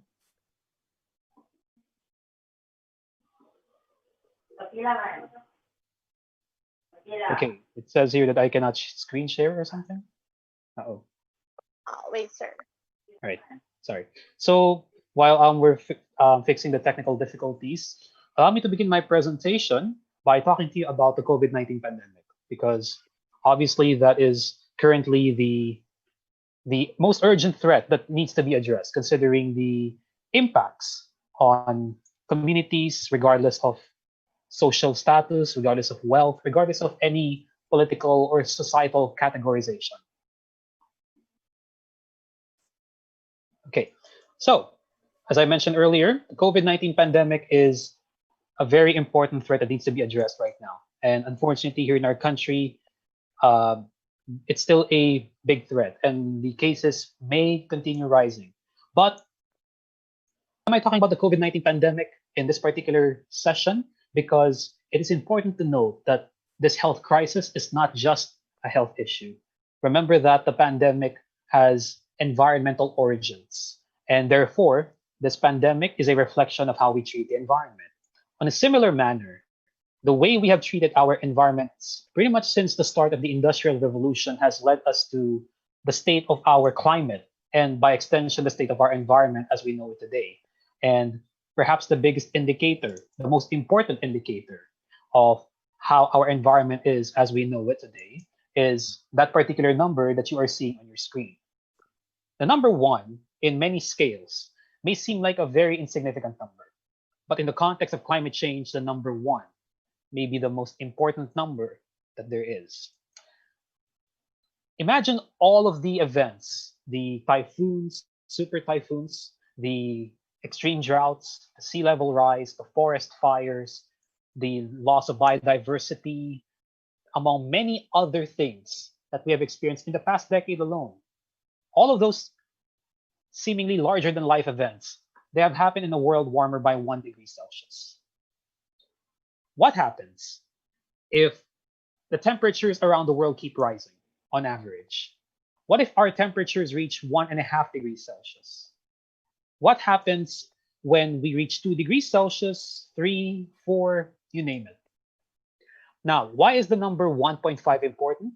Because, firstly, according to a report by the Intergovernmental Panel on Climate Change released in October of 2018, the 1.5 degrees Celsius of global warming relative to pre-industrial times may be considered as a point of no return, which means once we cross that particular level of global warming, the threshold when it comes to the opportunities to mitigate or even reverse some impacts of global warming may be lost. Secondly, the number 1.5 is also the, the goal of the Paris Agreement, which is one of the most important documents of our generation. And in fact, one of the important documents that was released in 2015. Now, the Paris Agreement states that we need to limit our global warming to well below 2 degrees Celsius and exert all efforts to reach that 1.5 degree target. Because once we cross that, there may not be a point of return for us when it comes to our way of life. Now, since we are talking about youth and climate change, allow me to share with you some statistics about exactly what the youth of the world are thinking about climate change. Currently, our world consumes around 1.7 times what the Earth can naturally provide for us in the span of one calendar year. What that means is that we are consuming far more than what the Earth can provide for us. And what that means is that if we continue at this rate of overconsumption, the world will consume up to 3 times, triple what the Earth can provide by 2050, 3 decades from now. Now, remember that all of the products, virtually all of the products that we are using today, from the laptops, the internet modems that make this webinar possible, the electric fans, your cell phones, the lights in your house, the refrigerators, everything that we are using practically are, at least given our current technologies, they are currently processed and manufactured with the help of fossil fuels. And please remember that fossil fuels, the burning of coal, oil, and natural gas leads to global warming and therefore climate change. So always keep in mind whenever we are using these resources, especially in the current world that we are living in today, that has a renewed sense of sustainability, a renewed sense for planetary health, especially because of COVID-19, remember to always conserve our resources and avoid wasting. the things that we have. Now, 73% of the global youth, according to the United Nations survey, feels the climate change impacts. It could range from sudden onset events, super typhoons, what have you. It could also include slow onset events or those particular natural phenomena that you don't really feel the impacts immediately. But once you let it get worse, it actually becomes even more devastating than your super typhoons. And that includes your sea level rise, that includes droughts, land degradation, desertification, these events that will be extremely, if not outright impossible to reverse. 84% of the global youth state that they need more information about climate change. And that's why these webinars are very important because it allows us to share our expertise. It allows us to share experiences, our knowledge about climate change issues. Given that, even including here in the Philippines, which is obviously one of the countries at highest risk to climate change, the level of knowledge or proper understanding of the issue of climate change, despite the high awareness, relatively high compared to a lot of countries around the world, despite the high level of awareness, the degree of proper understanding remains a work in progress. On a more positive note, 89% of the global youth believe that the youth can make a difference, and that has been proven time and time again.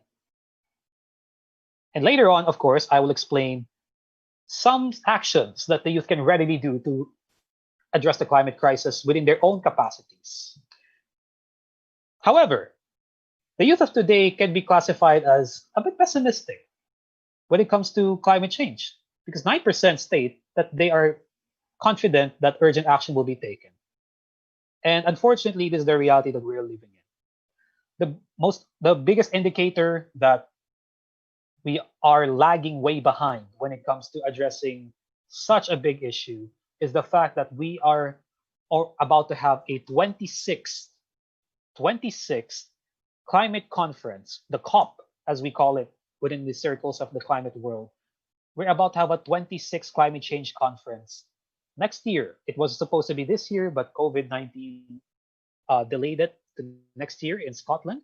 And the same issues that were being tackled 10, 20 years ago are still being tackled today. And while the progress of the international negotiations have been frustratingly slow, the degree or the rate of worsening of climate change impacts are not slowing down at all. Perhaps we need a new approach. And maybe we can take some inspiration from yet another of the handful of documents that were released in 2015 that will be considered as landmark or providing frameworks for addressing sustainability issues of our time. And that is Pope Francis's encyclical, the Laudato Si, on care for our common home. The Laudato Si was released in 2015. It's actually celebrated the 5th anniversary and this year. And for the next 365 days, starting from May of last May, there will be a special Laudato Si anniversary year when it comes to celebrating exactly the messages of the Laudato Si. And one of the messages of that encyclical is what we call integral ecology. What is integral ecology? Integral ecology basically states that everything is closely related, that today's problems can be solved through a vision that's capable of accounting for every aspect of the crisis that we're facing, and that includes climate change.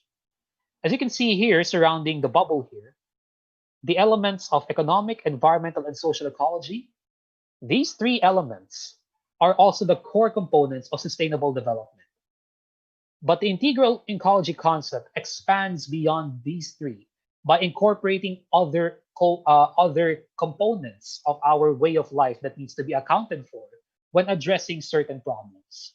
Cultural ecology, for example, wherein we preserve the traditions and the indigenous knowledges as well, and the identity of countries. The importance of day-to-day activities, these small-scale solutions, which we'll talk about later as well, are also incorporated in integral ecology. And of course, the notion of common good. Climate is considered a common good. Biodiversity is considered a common good, among many other things. And the concept of intergenerational justice, which is also present in sustainable development. Intergenerational justice basically means that the needs of the present can be achieved without compromising the need of future generations. And that includes the leaders of tomorrow, as I like to call them, and the leaders of tomorrow are the youth. And that's why the youth has such a high stake when it comes to the climate crisis and addressing them urgently and adequately. Now, I'm showing you this picture of the ripple effect. It's a bit cliche, but cliches are cliches for a reason. They still ring true to this day.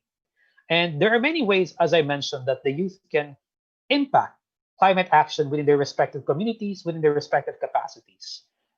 Given that I only have a 20-minute time limit for this talk, and I may exceed that just a little bit, uh, I don't think it will be appropriate for me to talk about detailed stories or examples of specific actions that have been taken, because I can go on and on about that. So what I would try to do instead for the next 10 minutes is to share with you some actions and try to place them from a different perspective. And when it comes to this ripple effect, it may you may have faced certain problems about communicating solutions to your family, to your friends, to your neighborhoods, because climate change is a very technical and complicated issue. So I will give you some tips on how to properly communicate, or at least try to communicate them as relatably as you possibly can, so it can inspire your social circles to become more climate conscious and sustainable as well. So first, when you're talking about climate change issues like super typhoons, as I mentioned, like sea level rise, these are very popular topics in the Philippines. You need to frame these discussions as matters that are relatable at the local level. So when you're talking about global warming, you need to talk to your family or friends about what that global warming means in your neighborhood. So again, for example, Davao is along Davao is a coastal area, if I'm not mistaken. So there are certain communities that might face sea level rise or storm surges, especially now that actually strong typhoons are becoming more and more common in recent years in the Mindanao region, which 10, 20 years ago might actually not have been a thing. So that's a sign of climate change. And that's a way you can frame the need to be prepared for disasters to your family or friends, the reason the need to care about these issues. Secondly, when we're talking about solutions to climate action, you need to emphasize the co-benefits, because talking about saving for future generations, there are a lot of families out there in our country and even around the world that have different priorities. Like they just want to have food on their plates. They want to save money. They want to have a future for their kids through education. So you need to frame these solutions in terms of the kind of economic and health benefits that these actions, which can also help address climate change, can provide for them. So someone was mentioning earlier about plant-rich diets. Of course, that can help mitigate emissions. But of course, you can also talk about how it's good for the health, how it can save tons of money when it comes to potential medical bills or even expensive foods. So those are the ways that you can frame these conversations. And third, I would like to emphasize that you need to find a way to ingrain a sense of value in the natural world, because that's how you make people care about saving rainforests. Of course, when you save rainforests, it's vital for human life. Everyone knows that. But how do you make people care about planting trees? So you need to find a way to ingrain that sense of value in those nature-based solutions, which we'll also discuss later. Now, this is a table of, according to Project Drawdown, an independent research study, the most effective solutions in terms of total carbon dioxide equivalent reductions, which means the amount of carbon dioxide pollution that could be prevented by doing these solutions. So this research took a long time to really be made, and um, of course there are still room for improvement when it comes to this kinds of studies, no, because of local context and all that. But quantity speaking, these are the solutions with the supposed highest impact when it comes to preventing even more catastrophic climate change.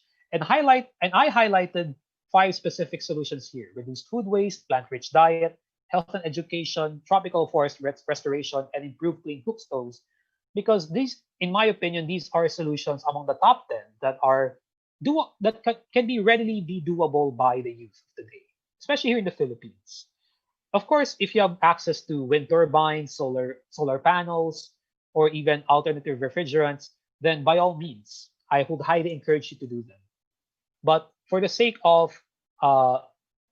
the sake of simplicity and feasibility of solutions, I like to emphasize the five solutions that are highlighted in yellow. Now, the argument between focusing on large-scale solutions and small-scale solutions have always been a difficult topic to traverse when it comes to climate action. I am on the argument that both large and small-scale solutions are equally important because everyone needs to play a role when it comes to addressing the climate crisis.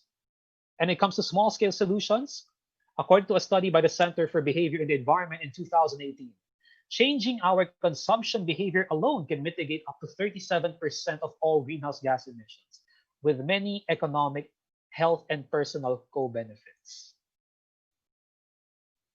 Great things start first from small beginnings. Again, that's another cliche, but it rings true. And here are some doable solutions that the youth of today, including you, the audience of this webinar today, can readily do. And this has already been mentioned earlier, so I'll just briefly go through them and try to provide a different perspective. Shifts in food consumption patterns. Now, if you ask what is the most common type of waste in the Philippines, many of you will probably say plastic. In fact, based from the talks that I've done previously, an overwhelming majority of the youth believe that the most common type of waste in the Philippines is plastic. Unfortunately, that is wrong because the most common type of waste in the Philippines and actually the entire world is food waste. In fact, 1/3 of all food produced for human consumption does not even reach the table, the dining table, or the restaurant table. It does not reach end consumers. In developed countries, the problem is with end consumption, which means they get way more food than what they can actually eat. In developing countries, the problem with the food consumption patterns mostly relies on production and distribution. So in this picture alone, you can see the inequality in the global and even the national and local contexts about hunger and malnutrition. Furthermore, livestock, that includes pork, beef, it emits 14.5% of man-made greenhouse gases. But through shifting through a vegetarian and even a vegan diet, the emissions can be drastically reduced. And again, the health benefits, the economic benefits, this is very doable. And this, I think, is very crucial for a country like the Philippines where meat consumption is still very popular. Now, when it comes to waste consumption, this is another topic that is crucial when it comes to environmental action. But when we talk about climate change, many people do, as a solution, solid waste management. And at first glance, climate change and solid waste management does not exactly have a strong connection, but that's false. Because as I mentioned earlier, almost everything that we consume in our modern society uses fossil fuels to be manufactured. So therefore, if we consume less, we reduce waste, we reduce climate change, we reduce ocean, land, plastic pollution. Remember the 3 R's that were taught to us during our younger days? Reduce, reuse, recycle. Allow me to introduce a couple more R's for you. The first of them is refuse. You can save a lot of trouble with recycling, reusing, or even reducing if you just avoid using them in the first place. If you don't need to use it, then don't buy it. Don't consume it. Save yourselves money, save the world a lot of trouble. And here are other R's that you can do as well. Recover, rot. By rot, we mean composting, organic waste, food waste even, repair, don't buy unless it's not repairable anymore and you really need to. And the most important R of all for me is, of course, respect. Respect the environment, respect your fellow human beings, respect nature, respect yourself. Rainforestation is another very popular solution of climate change because trees absorb CO2. Trees can also mitigate floods, enhance oxygen, clean the air, provide shelter for biodiversity. There are many co-benefits. There are many reasons why we should protect forests. There are also many reasons why we should grow our own food gardens. And again, it boils down to why it matters to you and the way you communicate it to other people. But the journey does not stop with planting. We need to make sure that they actually grow. And I would like to show you on through these pictures here examples of how me and my family have been trying to make sure that these tree planting and tree growing and plant growing activities can be done even without the benefit of a large chunk of land in your backyard. You can use empty egg carts, as you see there. You can use uh, the milk cans that are used by your for your babies at home. You can use pots as well. Just you can start with growing one pot of plant, like mongo, for example, and that could be your meal for like probably a day or one day. There are many ways you can do it. The only thing that's stopping you from doing it is probably motivation. Now, I'm showing here on the screen three specific words that I think are relatable when it comes to energy consumption. Number one is letter N, don't be wasteful. Turn off the lights, you're not using it. These are things that our parents taught to us when ever since, well, we were younger. But with the context of climate change, the importance of these solutions become even more significant. Second, of course, subscribe to renewable energy if you can. You can campaign within your communities to at least start subscribing to solar panels, for example, to light up the lampposts on the streets. There have already been many communities around the country that have done that. And third, go green. And by that, I mean become energy efficient.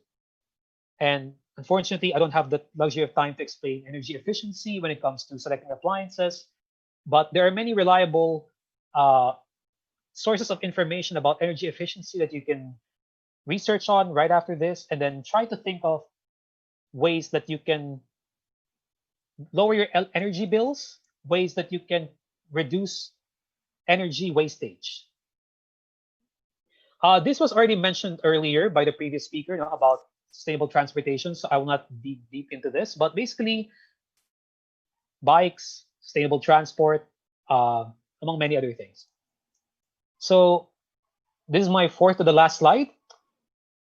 Climate change, we have to talk about disasters. And always remember that prevention is better than cure. That doesn't just apply to avoiding being sick, it also applies to preventing disasters or the significant impacts of the landslides, among other things as well. So these four steps are actually the four main phases of our disaster risk reduction management strategy in the Philippines: prevention, preparedness, response, and rehabilitation.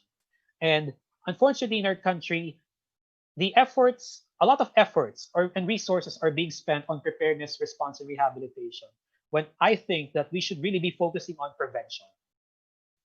So you can, as the youth for you, the youth audience there, you can, I think, especially help in communications, early warning systems. You can, if you live in a rural area, you can help prepare the farmers from losing their crops because of typhoons. You can support them when it comes to early harvesting, or adjusting their crop calendars. Basically, provide them with information. So there, I'd just like to show you the value of communications, especially through the internet these days, webinars, online lessons, social media, apps, videos, and definitely not fake news. If you know anyone who's doing climate change denial, please leave me a message. And before I end, I would like to share this initiative by the UNDP, or United Nations Development Program. It's called Mission 1.5. It's an educational tool that allows the users of this app to know more about climate action in general. And what stands out about this particular app is that it specifically targets the gaming community, because apps and all that, which is actually not a demographic that is traditionally targeted by climate action strategies. So this is one of the many ways in which we can bridge the gap between different sectors, so we can have a healthier, more inclusive, and more progressive climate action strategy. I apologize for going a bit over time, but I'd like to leave you with this message: invest in our future. We have spent the last 300 years making the world adapt to us when we are obviously and always will be a part of nature. And therefore, we need to adapt to our environment. And if you want to survive the climate crisis, COVID-19, or any other crisis that we might face, not only do we need to do whatever we can to prevent things from being worse, but also need to find ways to adapt to the new normal. This is John Leo Algoff, Liming Laudato Si Philippines and Kasali. These are our social media accounts if you're interested in getting to know more about our activities. Thank you so much for listening. Have a nice day. Okay, thank you so much, sir. Guys, if you have any questions to Sir Leo, you can just message it or drop it on our message box or chat box. Then we will ask him later during our open forum. Okay, let's move on to our next speaker, or the next topic we will be talking about is all about the sustainable lifestyle. And our resource speaker for this is the founding member of Linghod. Yeah, Linghod organization in Negros Oriental and Negros Occidental regions. So let's have Maria Jaya Ariola. Hello everyone, good afternoon. Can you hear me lang? Okay lang ba? Yes, Jaya. Hi, man. Yes, okay. Good afternoon. So before we start, I would like to just commend the previous speakers for their topics, and I also want to just put it out there that I really learned a lot. And I would also like to point out that the topic that I would like to talk about has been kind of discussed, but not thoroughly by the other speakers. And I'm glad that there has been a smooth transition from one speaker to another. So right now, it's getting late, so I'm gonna try to be fast with my discussion, but of course without compromising the quality and the details, of course.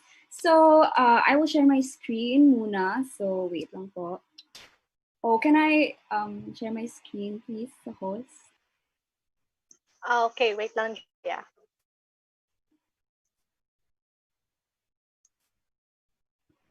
Okay, sige. You can share it now, Maya. Okay, wait lang.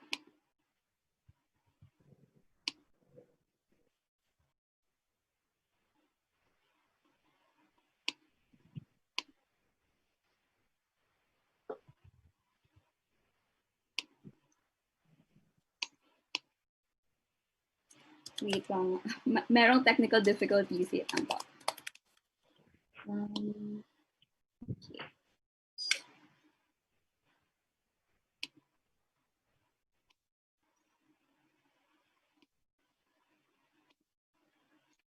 Is it visible na ba, the screen?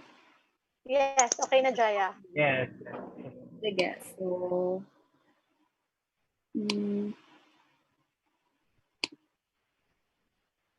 Okay, so today I'm going to talk about a sustainable lifestyle, which is, of course, more of like a personal anecdote, or I'm going to share my personal experiences. So the title of my presentation is Plants. Like, I'm that. I've been plant-based, or I've been a vegetarian for 14 years. So I'm currently 20 years old. So basically, I've been a vegetarian, for 14 years. And I made a conscious decision to start being a vegetarian when I was just 6 years old. And you might wonder why. That was because my dad and my sister started to, delve into that kind of lifestyle. And, being the little girl, I was really motivated and inspired by them. And I was like, oh, I want to try being a vegetarian as well. And then, of course, when you're young and you're trying out things, you always, stick to it until you get old, So yeah, I was 6 years old and I decided to stop eating meat. And then, I haven't tasted meat for 14 years now, and that has been the best decision of my life, and you'll know why soon. So first, I'm going to introduce myself. My name is Maria Jaya, and I'm an incoming third year college student studying BS Psychology in Silliman University, Dumaguete City. So I'm originally from Bacolod City, and I'm here right now in my hometown, and I just go to Silliman University for my college education. So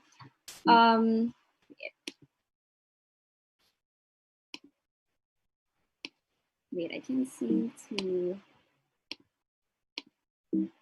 Okay, so here, this this is during one of the climate strikes that I organized in Dumaguete City. So just for you to know something about me, I'm part of Linghod and Youth for Climate Hope. So you might be familiar with us because of the Coal-Free Negros campaign. So me and my friends started that campaign and led that campaign, and it has been victorious so far. And we've managed to stop or delay the building coal-fired power plant here in our province. And because of our activism and of course the help of a lot of organizations, both in the local and national levels, we were able to achieve a coal-free Negros. So that's me speaking. And then this is the picture of the time during March 6th of last year, when around 2,000 students striked in front of the provincial capital to demand for a coal-free Negros. And this is the time that the governor signed the executive order that Negros will remain coal-free. And that was a victory that we would never, ever forget. So yeah, this is me and my sisters. So we're very active in terms of climate activism and environmentalism and social justice issues. And we have been taught at an early age that, of course, we have to take care of the planet that we're in. We have to take care of our bodies. We have to take care of all other creatures out there. And I think that this kind of mindset that was instilled to us when we were young, we brought this until we got here, until we got older. So that's why even if we're so tired with all the with all the planning, with all the organizing, and with all the frustrations in dealing with corporations and the government, we still push through because we know why we're fighting for the climate, and we know why we want this world to be sustainable and for us to have a future that we dream of. So this is us, and fun fact, we're all vegetarians. So I think it's not a surprise now for you all. So I just wanna talk about that mostly, my lifestyle of being plant-based and my experience with it. So right now I'm gonna share a few tips on how to slowly ease into a vegetarian lifestyle. So wait. So first, before I go into the tips, I just would like to put it into context, because our previous speakers spoke about the climate crisis and environmentalism, and I would just like to reiterate the fact that 24% of the global greenhouse gas emissions comes from the meat industry, and that's the same as the transportation sector. So it contributes a lot to global warming and, of course, ultimately the climate crisis that we're experiencing right now. So not only does it harm the environment, it also harms our bodies and our minds as well. So first, I would like to talk about the misconception that being a vegetarian or having a plant-based diet is very expensive and hard, because a lot of my friends actually are afraid to try going meatless because they think that like everything is just hard to come by and it's inaccessible and that it's elitist, some might say. But I think that vegetarianism and veganism and being plant-based has been marketed kind of like a different way in the media.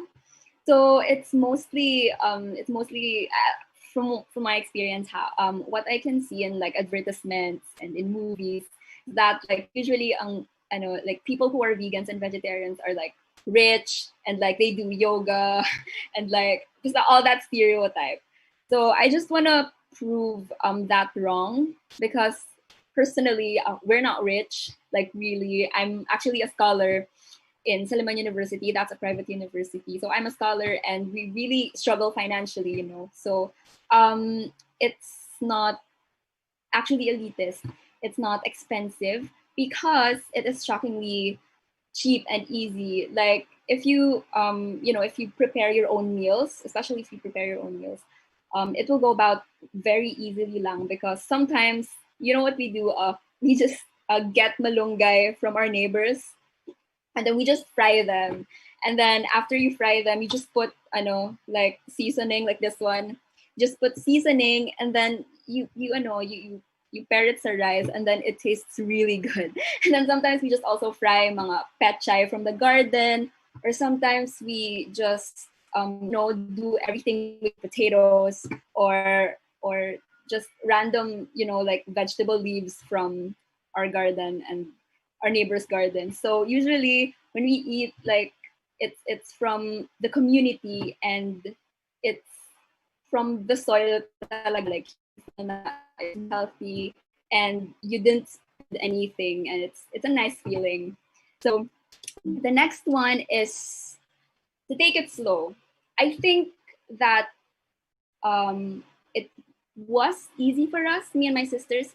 It was easy for us because we were young when we started. For example, my sister started when she was 5 years old. I started when I was 6 years old. And my little sister started when she was like, I don't know, ever since she was born, I think. Yeah, so we got used to it pretty easily because, of course, children are more adaptive, you know, and they're more likely to get the habits now until they grow old. So right now, I think the people who are listening here are in their 20s now, or maybe high school or college students, or go work or nag-work na kayo. So my tip is to take it slow lang. So almost everyone can't switch to a plant-based diet overnight. You can't just decide, no, na, oh, I'm not gonna eat meat anymore for the rest of my life, and then it's gonna happen now. I think some people can do it, maybe, but not everyone. So I just would like to say that you should go easy on yourself, and you should give yourself some cheat days when necessary. So, for example, you can start plus Mondays lang, and then after a few weeks, you go you know, na, like meatless month na, and all that. So just figure out what works for you, and don't pressure yourself so much. Because I know a lot of people who have transitioned to a vegetarian diet, but then they went really hard on themselves, and then one taste of meat lang, they ano na, they didn't go back na to the plant-based diet because they missed meat so much. So yun lang, take it slow and be kind to yourself. So the next one is to know where your food comes from. This is one of the most important things talaga na I keep emphasizing when I talk about the lifestyle that I have. So this is applicable not just when you're practicing a plant-based lifestyle. This is applicable no matter what lifestyle you have. Even if you eat meat, this is still applicable to all of you. So whether you're plant-based or not, it's important to research on where you're getting your food and how it was made. So even like, you know, as a vegetarian, I would also want to, you know, put it out there that not all the food that we eat are healthy. Of course, as a vegetarian, we also eat junk food.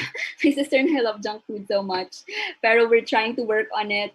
So yeah, know where your food comes from, and make sure that it's, I know it's local and seasonal, because that's always the best.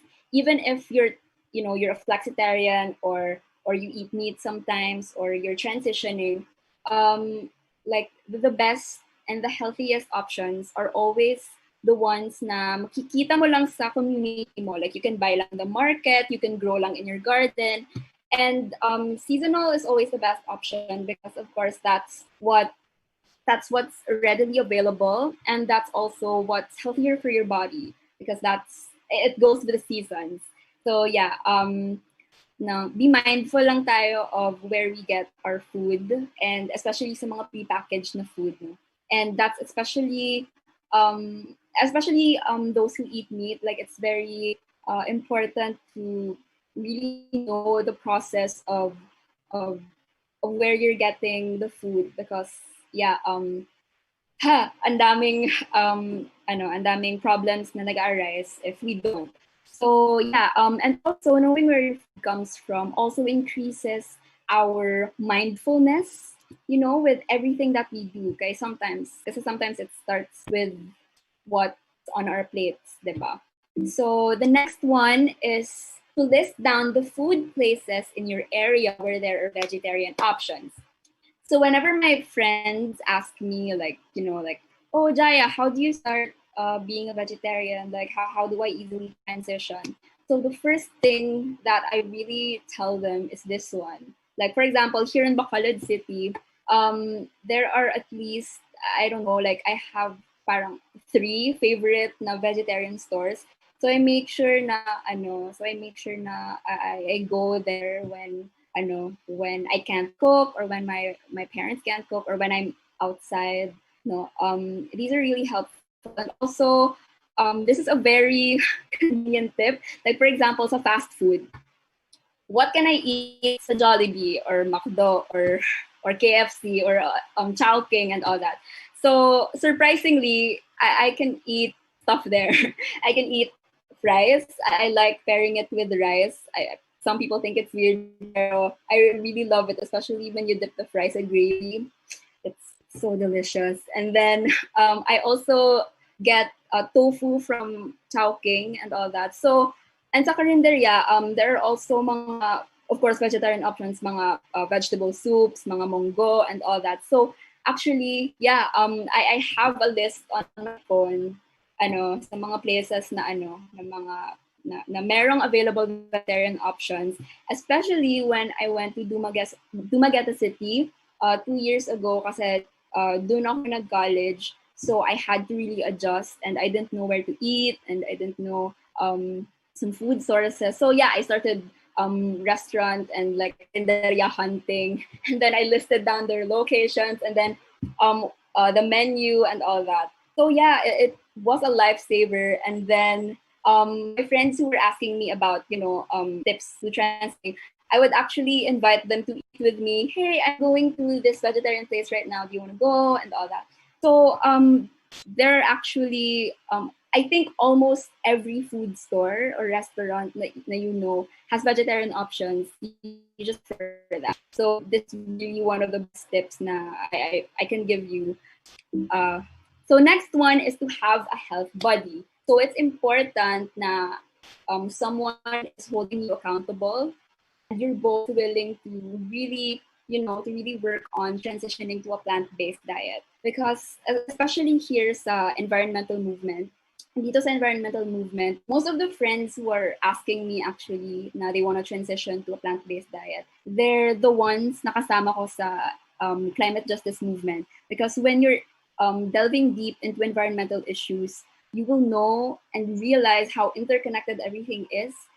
Especially, for example, consuming less, eating healthier, eating local, seasonal, and all that.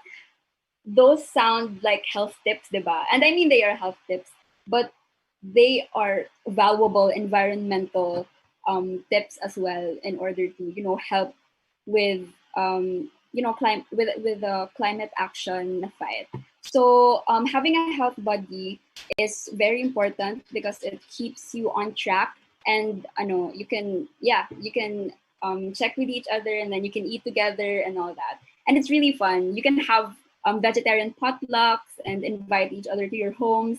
We do that sometimes to Dumaguete and here in Bacolod, and we just go on picnics and share recipes. So it's really fun. And I hope you find your community as well. So the next tip that I have is staple ingredients. So this is very important, especially if you're a very busy person and you're always on the go. Like, for example, my classes sa Dumaguete would start, for example, at 7 a.m. and I have like mga like stuff to do. So I have prepared na some meals. For example, I'm preparing na mga overnight oats with chia seeds and all that. So maybe you can stock up on fruits, like for example apples, bananas, and all that, avocados.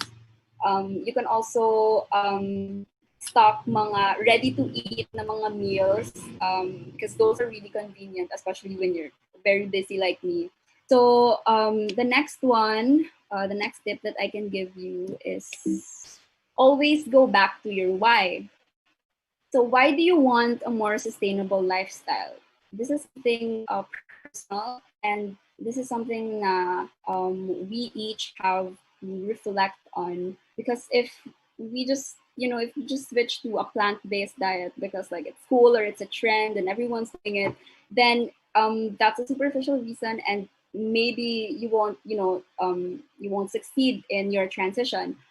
You should always keep in mind the reasons why you're doing something. So why do you want to pursue plant-based diet that others might find inconvenient? So yeah, it's always a question in my head then, even if I'm like 14 years to plant diet na. Because of course there are mga parang my friends tease me, and there are people who wonder why I'm a vegetarian. Like for example, they would ask me, "Oh, Jaya, you must be really sad during your birthdays, no? Or you must be really sad during Christmas because you can't eat anything delicious."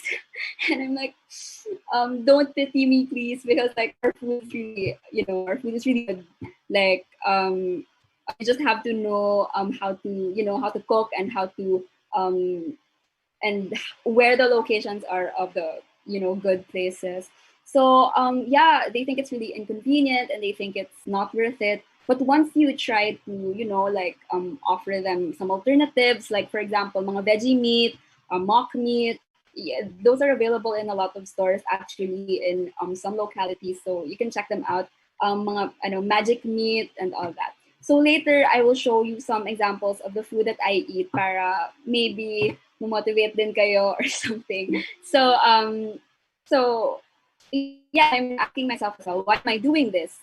So first is, of course, as a climate activist and as like a daughter born in a very environmentalist family, we were always taught how to take care of the planet and how to be more how to live a low impact life. So of course it lessens my carbon footprint. So it also supports local farmers because you buy the fruits and the vegetables that are in your localities. So it is good for my mind, it is good for my body, the animals, and the planet. And I just would like to share, if you wanna, if you have Netflix, you can watch, Game Changers. So it's especially, I recommend it sa mga people who are, who are doubting na, oh, but being a vegetarian will make you weak, and it will. I'm an athlete, I should eat meat and all that. But Game Changers,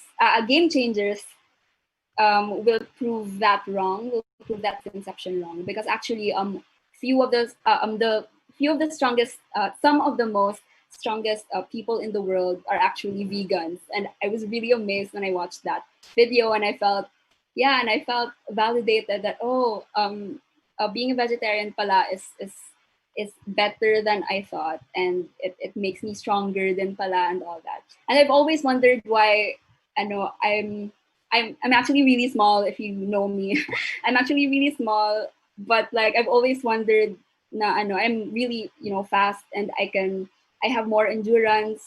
Like when hiking with my friends, and when biking, and when running, like I always have more endurance and strength and all that. And they would also wonder because I'm so small and I seem I seem weak, but I'm not. And when I watched the Game Changers na movie, parang yeah, I realized na being on a plant-based diet is actually making me stronger. So maybe you can check that out as well. And of course, the last one is, of course, it tastes so good. I wouldn't stay in this lifestyle if I'm suffering with the food that I eat. So let me show you some of the food that like we experience on a daily basis. And of course, being vegetarian forces you kind of to be more creative with your ingredients because yeah. So here they are. So the first one, this is a vegetarian spaghetti in one of my favorite food places in Dumaguete. So that's a vegetarian spaghetti. It tastes really, really good. And then those are parang fries sa likod. And then yeah, we of course we eat bread and coffee. So I just put it there para I just made it as Instagrammable siya. And then the next one is this. So the picture on the left side, this is parang homemade hash brown with lentils, and then there's cream cheese at the top. It tastes really good. I could remember the smell. And then we also one of my favorites in that store is also their mixed their mixed parang like vegetables or something. So you can just you can choose what toppings you want. So those are tomatoes, romaine, shiitake mushrooms, and it tastes so good. And like my friends actually who who my classmates who are who are meat lovers would always go with me to this vegetarian place because they love it so much, and they're thinking of transitioning now, so that's really good. And then this one on the right side, this is parang this is like I think Korean meal na siya, and it has tofu at the top, so it's like a tofu ball of some sort. And then this one on the left side, this one is something that I'm really proud of because like we virtually spent 0 pesos on this one. So this is an example of our lunch meal here at here inside the house. So that's just mongo at the top, and then that's tofu, and then that's the fried malunggay that I talked about. It tastes really good, especially when you put seasoning on it. So I could eat like 3 servings. So it's really good. And then the next one here on the right side, this is parang grilled cheese. Yeah, grilled cheese that my sister likes to make. And then this one on the left side, this actually parang potatoes siya, potato logs. Yeah, my mom makes this and it tastes really good. It's potatoes and tofu, and then you put crispy fry, and then you just fry it, and it tastes like chicken talaga as in, even though I don't remember the taste of chicken anymore. So on this side, this is a meal served in one of the universities in Dumaguete, and I was so shocked na they have vegetarian options pala. So these are this is curry. That's an edible flour. That's blue turnip. So I like putting that on tea as well. And then this is vegetarian na macaroni or something. And then that's veggie lumpia. So yeah, this is one of the examples of our New Year celebration. It's really humble lang. Those are, I think we spent like less than, I don't know, parang hundreds lang with this one. That's veggie ham. If you can see it near sa Ferrero Rocher. That's veggie ham, and then mga cheeses lang, ganon. And then I really, really love veggie ham. It's my favorite every Christmas and all the days of my life. And that's vegetarian din na carbonara. And yeah, this one, shiitake mushrooms, again, and lentils. And this one is vegetarian na nachos. So, diba, like, our meals aren't boring, and I really love them so much, like, as in. And then this is an example of tofu, and then spinach. So, what do you call this sa local language? I forgot to say it's spinach, and then that's garlic rice. So yeah, those are some examples of the food that I really love and I really enjoy, and every time I'm in a bad mood, good food always improves my mood talaga. So it works wonders. It's like magic, and it makes me feel happy and healthy. So I just would like to point out this is the second to the last slide na. I would like to end with this one. So while our individual actions can greatly help us in the climate fight, we must remember that we all have a common but differentiated responsibility. We must continue demanding accountability from gigantic fossil fuel corporations who contribute 71% to the global greenhouse gas emissions. We must continue fighting both through our plates and in the streets. So, yeah, I would like to emphasize the point of the previous speaker, Kanina. I really liked that talk because it resonated with a lot of my thoughts as well. So, I believe in the power of individual action, of course. That's why I advocate for a plant based lifestyle. And that's why I advocate for a zero waste lifestyle as well. But I understand that, we can only do so much as individuals. And although we all have a role in this, of course, we all do have a role in this. We must not, be complacent with our individual actions. We must also demand for corporate and government accountability because they are the ones who contribute so much to the global greenhouse gas emissions.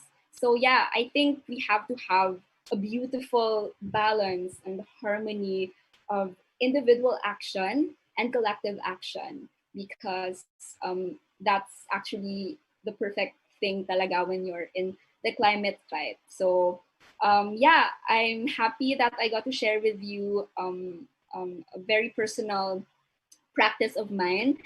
I'm happy when I share with people mga tips on how to transition to a plant-based diet.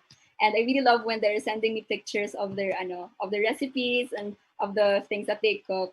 And then yeah, so it's a process, it's a journey, and if only one person will try transitioning to a plant-based diet because of this presentation, I think that's a job well done na for me, and I would feel really fulfilled and happy about that. So yeah, laban lang tayo. A lot of issues have been sprouting out. Multiple crises happening all at once. The climate crisis, this coronavirus crisis. But let's just stick together and help each other out. And last is, if you want to know more about our lifestyle, me and my sister's lifestyle, and our journey towards a plant-based diet, we started this new account on Instagram. So parang 10 posts pa lang. Follow us on Meatless Marias. We're gonna share some recipes there and also some, reflections about the environment and about politics and about everything that we can think of. So yeah, thank you so much everyone for listening to me, and I hope na maybe you can try Meatless Mondays or just little steps towards transitioning to a plant-based diet. So yeah, message me on Facebook lang. My name is Maria Jaya. You can message me there lang or sa Instagram, and you can ask me for tips whenever you want, and I can just help you with it. So yeah, thank you so much everyone, and thank you for the organization for inviting me. Salamat.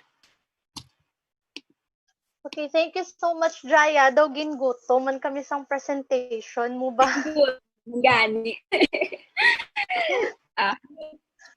Okay, thank you so much, Jaya. Now, we will proceed to our next speaker. The last. Okay, last na po, guys.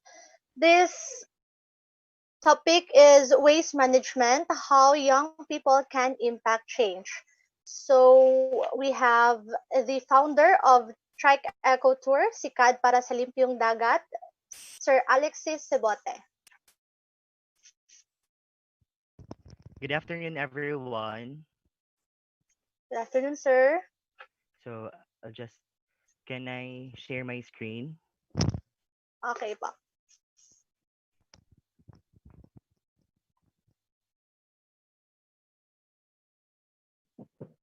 You can share it now, Alex. Okay po. Again, good afternoon, everyone. Maayong hapon. I am Alexis. First and foremost, I'd like to introduce myself. I am Alexis Q. Sibote. I am from Caraga Region. specifically in the province of Agusan del Norte. Currently, I am an undergraduate student of Philippine Normal University, Mindanao, taking up Bachelor in Filipino Education. I am also the president of the university student system, and I represent my fellow students in the way back last year, we started a community project where we use improvised mobile library trike out from Sikad para sa Limpiong Dagat. It is a community project where we use improvised mobile library trike out from that, and we visit coastal communities to teach kids how to teach kids and base services.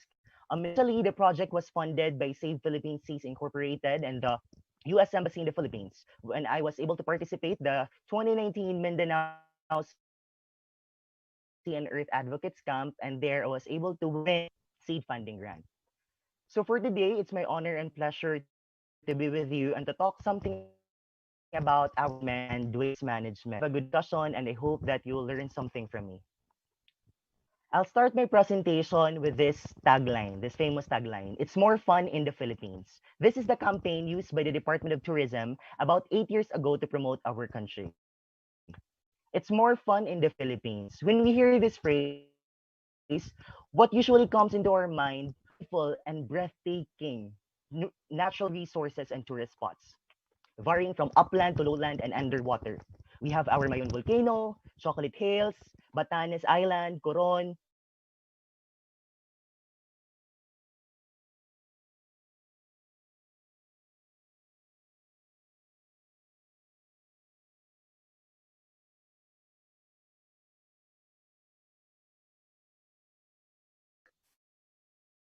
Sir? scientists and biologists,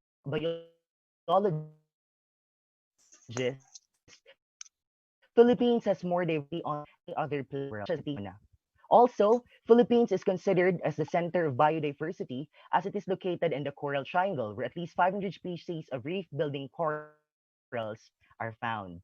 We are also the home of 5 out of 7 species of sea turtles, and we are the home of shellfish,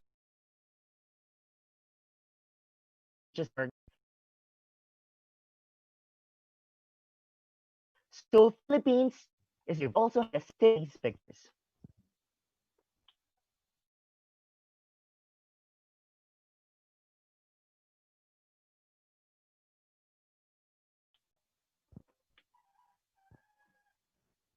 As the third largest ocean contributor to ocean polluter behind two other Asian nations, China and Indonesia. Philippines generates more solid waste as population increase, living standards are enhanced, and rural or urban areas are being developed. According to a report by the Senate Economic Planning Office, the country's waste generation steadily increased from 37,000 tons per day in 2012 to 40,000 tons per day in 2016. At if you will reflect on these numbers, napakalaki or napakarami ng mga basura ang tinatapon natin araw-araw. Tone-toledada. And it's not actually just isang tonelada, but thousands of tons every day. And most of these are coming from residential areas, accounted to 57%, while commercial establishments, institutional sources, and industry sources accounted 27, 12, and 4% respectively. In the report, it stated that 2.7 million tons of plastic waste annually, and 20% of it, or more than 500,000 tons, leak into our ocean. Masses of plastic trash swirling in waterways, garbage clogging drainage canals, and huge stinking dump sites are among the most visible manifestations of the waste crisis in the Philippines. And waste crisis had greatly affected the things that we are most proud of, which is our natural resources. Look at these news articles published in different online sites. A young whale died with 88 pounds of plastic in its stomach in Davao Gulf. We have a sea turtle found dead and believed to have eaten plastic. Our marine protected areas are now confronting with plastic pollution, as well as our tourist spots. An endangered green sea turtle feeds on sewage pouring out of an underwater pipe in Boracay, and the garbage engulfing Manila, Philippines after severe storm highlights plastic and climate change. And according to reports, if we will continue to generate these amount or these volume of waste, there will be more plastic than fish in this 20. And such a massive accumulation of plastic has significant health risk for mankind as plastic dissolve into nanoparticles, which eventually find their way into our food chain. At isipin mo by 2050, kumakain na pala tayo ng plastic dahil ang lahat ng isdang kakainin natin ay kumakain din ng plastic. With those issues being said, matatanong natin, what have we done to solve the waste crisis in the country? Well, actually, we have a very good environmental law, which is the Republic Act number 9003, or the Ecological Solid Waste Management Act of 2000. The act mandates the state to adopt systematic, comprehensive, and ecological solid waste management program, which shall ensure the protection environment. Let's have an overview of this law by taking a look into its salient features. First, it mandates the creation of National Solid Waste Management and LGU Solid Waste Management Board. Second, the creation of multi-purpose environmental cooperatives or association in every LGU. Waste segregation and reduction at source, as well as conduct of construction of material recovery facility system, conversion of open dump sites to sanitary landfills, integration of ecological solid waste management concepts in academic curricula for formal and non-formal education, as well as administrative and enforcement procedures. Technically, according to legislators and even some environmentalists and activists said that Republic Act number 9003 is a comprehensive law. It is a landmark legislation in environmental management, as well as a model legislation of other countries. However, why is that waste crisis is still present and remains a huge problem? Halos 20 taon ng pagkakasabatas nito ay bakit patuloy pa rin nating pinoproblema ang basura sa ating bansa? According to Froilan Great, Executive Director of the Philippines Branch of Global Alliance for Incinerator Alternatives, an absence of garbage collection services in secondary cities and many of the country's smaller islands is largely to be blamed for the overwhelming amounts of marine plastic coming from the country. According to him, many secondary cities do not have waste collection at all, which is actually true. Because if you can observe in our coastal barangays or even in smaller barangays that don't have waste collection, at para mawala ang kanilang basura, ay una, sinusunog nila. Second, naghukay sila at ibinabaon sa lupa. Or worst, yun ay yung tinatapon nila ito sapa sa mga ilog at sa ating mga karagatan. And kung babalikan natin ang Ecological Solid Waste Management Act, the law mandated municipal and city governments to organize and sustainably manage the collection and disposal of waste. However, to date, there are only 139 operational sanitary landfills servicing just 308 of our country's 1,000 LGUs. And there are still 425 illegal dump sites still operate across the country. And only 24% of the country's 42,000 villages had operational MRFs. Bakit 24% ang mga lugar? Where actually, when we say operational MRFs, those are equipped with machineries which can actually process waste and turn it into something useful. According to Von Hernandez, an environmental activist in the Philippines, the implementation has been a challenge because funds earmarked for government lack the political will. This is the same sentiment with the Executive Director of National Solid Waste Management Commission, Secretariat, Eligio Alfonso, blaming the lack of implementation and political will on the part of the local governments, as well as the poor garbage disposal habits on the part of the public.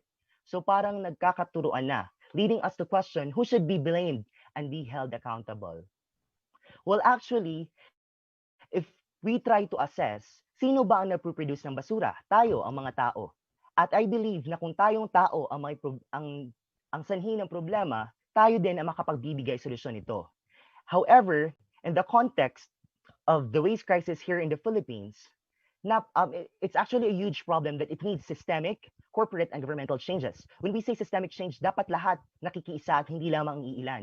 Corporate change, dapat yung mga industries, yung mga corporate companies ay nakikilahok din sa pamamagitan ng paghahanap ng alternative sa mga packaging, sa mga products na ibinebenta nila. At governmental changes, ibig sabihin nito, ang patuloy na burokrasiya at ang issue ng korupsyon sa bansa ay siyang dahilan kung bakit hindi rin masusolusyonan ang problema ng basura sa bansa.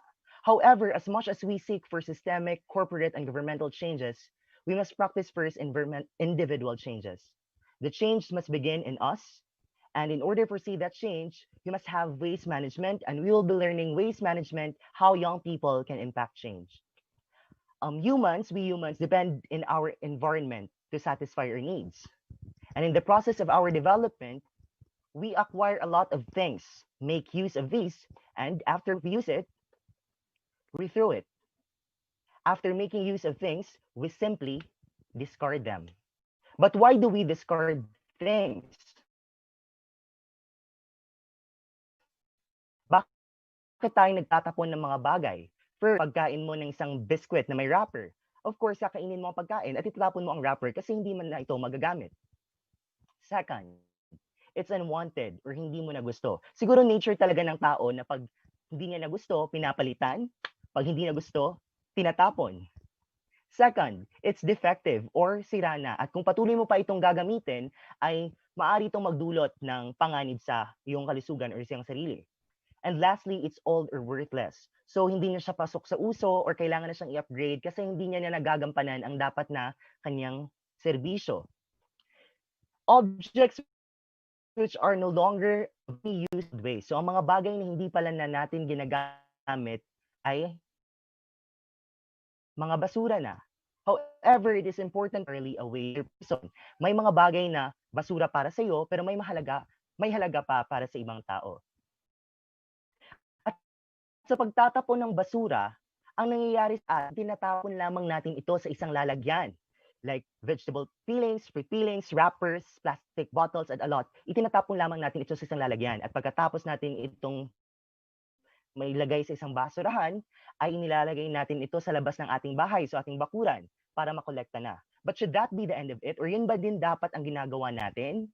Or actually, waste should undergo process, which involves collection, segregation, transportation, treatment, and disposal. First, we will be discussing collection at aalamin natin kung saan ba nanggagaling ang mga basura. Let's start with domestic waste. Domestic waste are waste generated from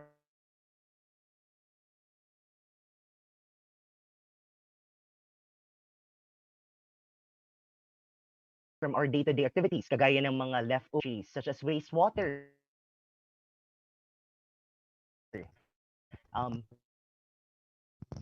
excess metal scraps, hospitals, laboratories, clinics, and nursing homes. These are face masks, syringe, dextrose, and others. We also have agricultural waste coming from our agricultural sector. Ito yung mga nabubulok na ng mga prutas at mga gulay na hindi na siya pwedeng ibenta sa merkado. We also have animal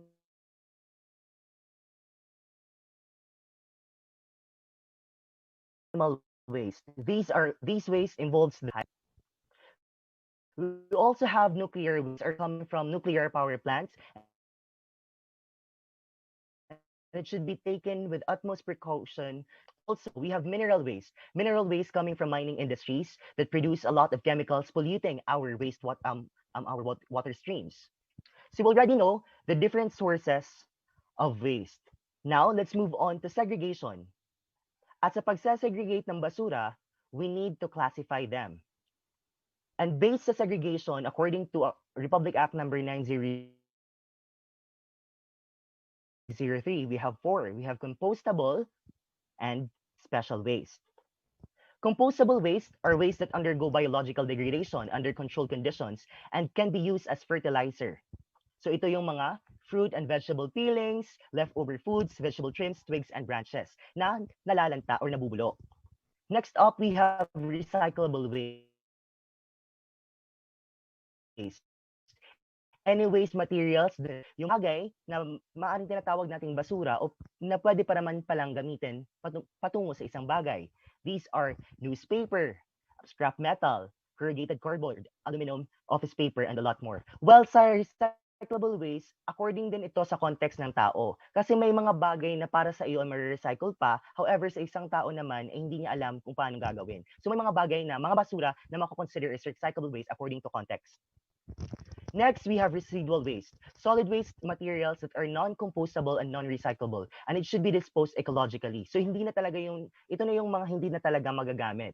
We have sanitary napkins, disposable diapers, juice containers, ceramics, and other soiled materials that cannot be composted and recycled. And lastly, we have the special waste, solid waste material that are harmful or hazardous. We have paints, thinners,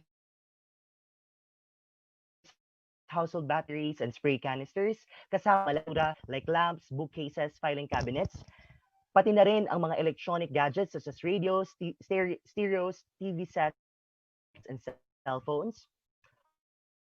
Also, yung mga white goods such as stoves, fridges, dryers, and tires.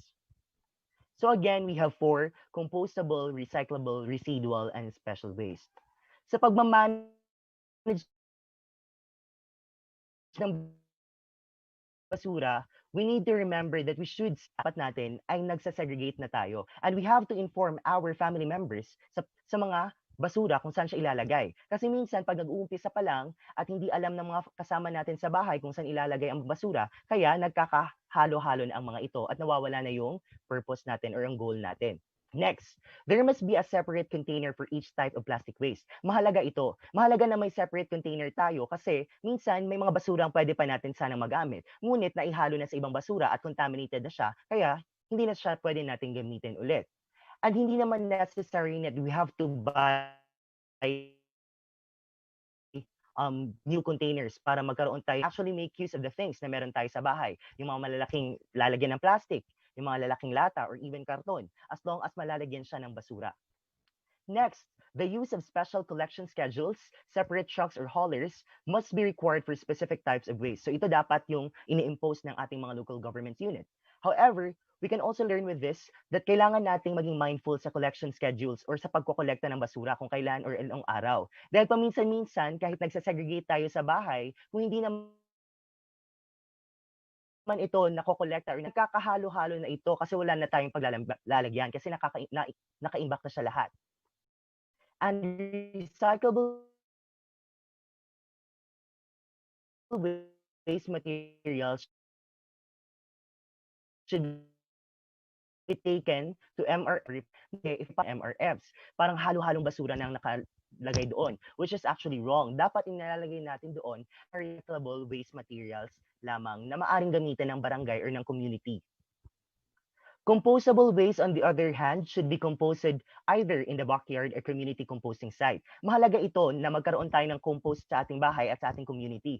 Kasi minsan, nilalagay natin ang mga compostable waste sa residual waste, which is maaari naman dapat nating pakinabangan pa ang mga leftover foods, yung mga balat ng gulay, ng mga prutas, at gawin nating pampataba.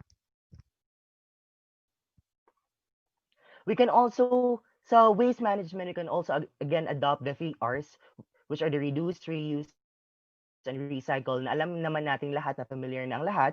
And I want to introduce another R. We have the rethink and refuse prior sa tatlo. So hierarchical yon. When we say rethink, ito yung about assessing or evaluating your life choices.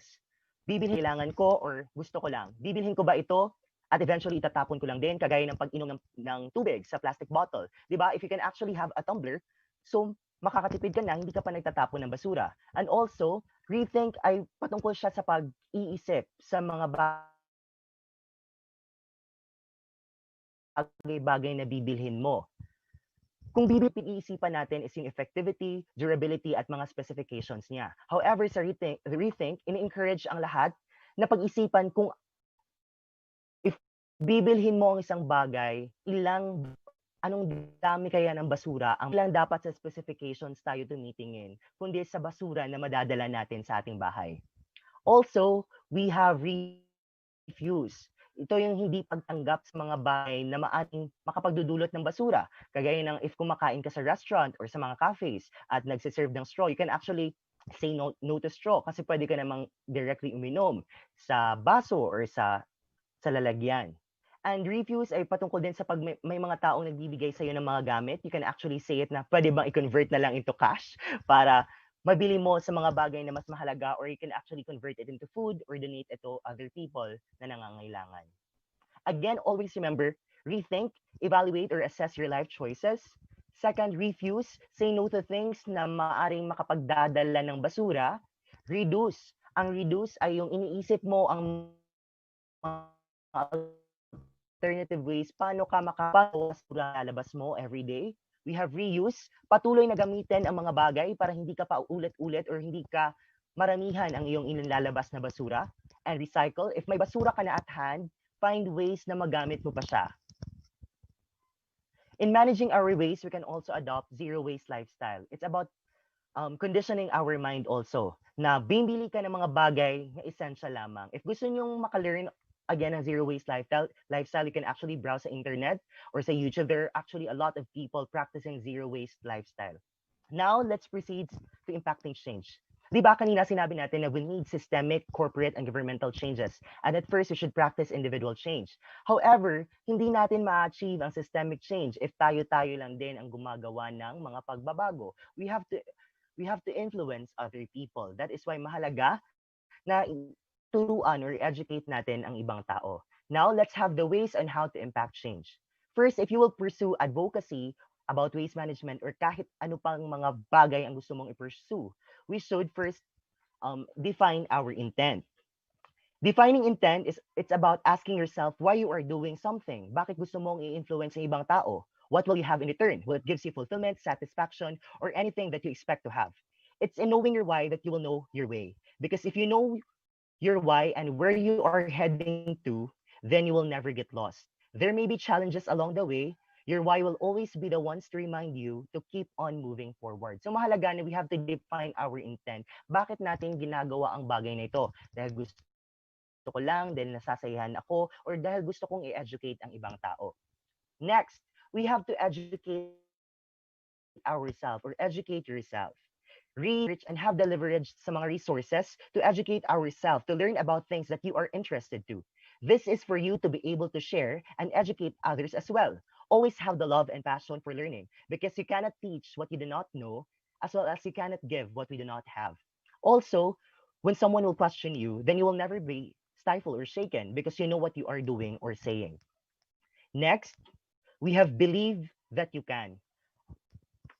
Common ito sa atin na problema. We oftentimes doubt ourselves if we really can do something, lalo na pag napupursu tayo ng advocacy.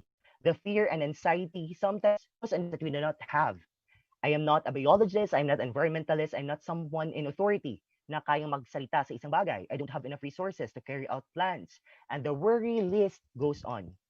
First and foremost, we have to stop having a limiting belief and focus on what we have already. The floodgates of opportunities isn't opening because we keep on blocking it. First, if you're not a biologist or environmentalist or someone in authority, then that is why we need to educate ourselves. Also, you don't need to become somebody else in order to spread the world. We just have to educate ourselves para ma-educate din natin ang iba. And if we don't have enough resources, then find ways to have one. Find alternatives. And we have to remember that it's the lack of resources that makes us resourceful. Kung wala tayong mga gamit, di ba, naghahanap tayo ng mga bagay na pwede nating magamit. And again, believe that you can. Along the journey, sa mga advocacy na ipupursu natin, people will doubt you. You better off to stop. You're just too young because you can't do anything. Remember, let others limit what you can do. And as the saying goes, don't tell me the sky is the limit when there are footprints in the moon. All the limits that you have are imposed either by yourself or by other people. Also, always dream bigger you think you can achieve. Because if your dream doesn't scare you, then it's too small to achieve. We also have number 4. This is very example. Lead by example. Let your life be the epitome of the advocacy. Make your advocacy part of your daily life. You cannot expect someone to do or change something when you yourself are not actually doing it. If you should practice, we should practice what we preach. You should always remember that when you educate people, they will look up to you and they will observe what you are doing. Next, make good relationships. Mahalaga din ito. You cannot expect people to follow what you're doing if you're not actually good terms or in good terms with them. We should stop bashing them about their wrongdoings, rather educate them about we know. Common ito kasi minsan pag may nakikita tayong mga taong medyo mali ang kanilang ginagawa. Dapat hindi ganyan, parang ganito. So, dapat hindi natin sila ibinabash. Dapat ay parang turuan natin sila, educate them, spread love. Because when we do things with love, people will follow you. Also, collaborate with others. Sometimes we think that we can do things alone, but in reality, we can't. We need people to help and guide us. There's a saying that if you want to go faster, you walk alone, but if you want to go farther, then walk with others. By collaborating others, you can actually learn a lot of things also. And when I say collaborate with others, I also meant that you should join movements and volunteers. In these ways, you can actually send help and learn from how things work. Volunteering means the learning about how process and system works, like project management, how to conduct donation drive and all. These knowledge can be used to help your community. Lastly, this is very important. Be a wise voter. Magparehistro at maging botante, huwag maging bobotante. Dahil kung patuloy nating iniluluklok yung mga hindi karapat-dapat na tao sa posisyon, ay matatagalan tayong makamit ang gusto nating pagbabago. To end this, I would like to remind everyone to always strive to do good things. It's either to other people, to your community, or to our environment. And every day is an opportunity to help, teach, and inspire others. Continue to share with the knowledge and skills you've learned, because eventually that someone you've helped today will extend the help they had from you to other people tomorrow. I was able to share my knowledge and expertise to you because I was once taught, believed, and inspired by someone. I am a product of someone's effort, and I am someone's impact. Together, let's change the world one person at a time, one story at a time. Daghang salamat og padayon, mga kabataan. Thank you so much po. Ayan, thank you so much, sir. So now let's proceed to our open forum for the three speakers. Harold? Yeah, thank you so much to all our speakers. So first is we have our question to our first speaker also. Sorry.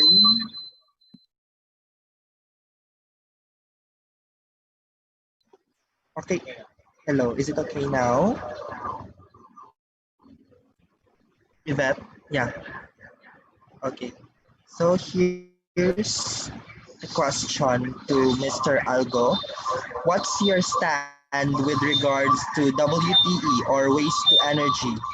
If you're against it, what do you think are alternatives, as it was said that WTE is the answer to our waste problem?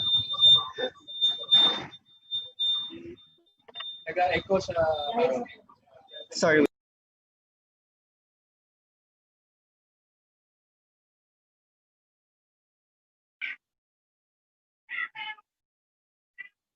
Hello?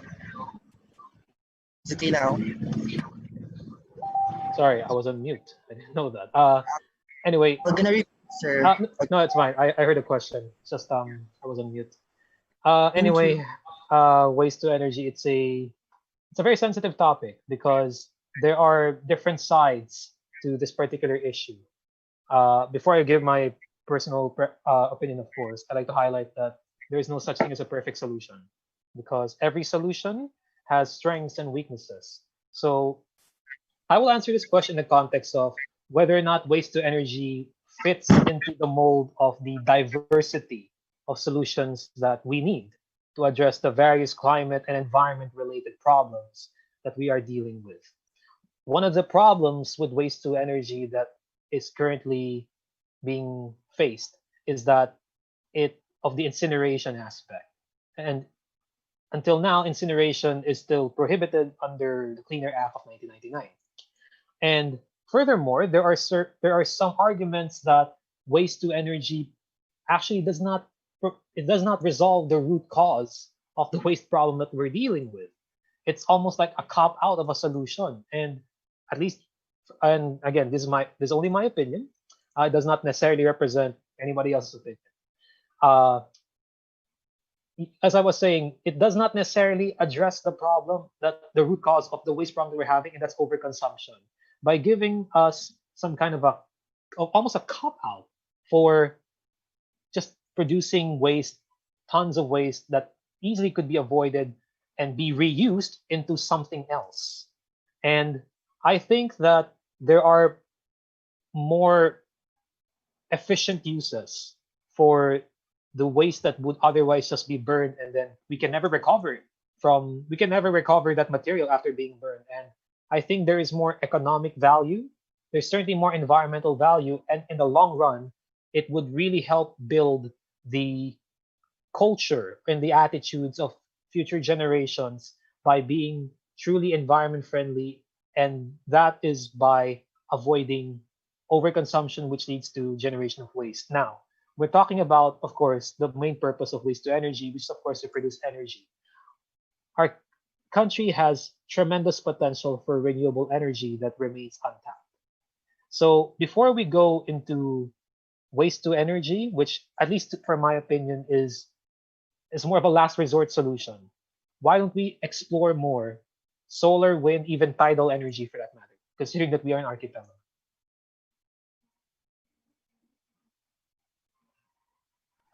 So thank you so much for that, Mr. Algo. So the other questions will be just emailed to you by the speakers who are intended to.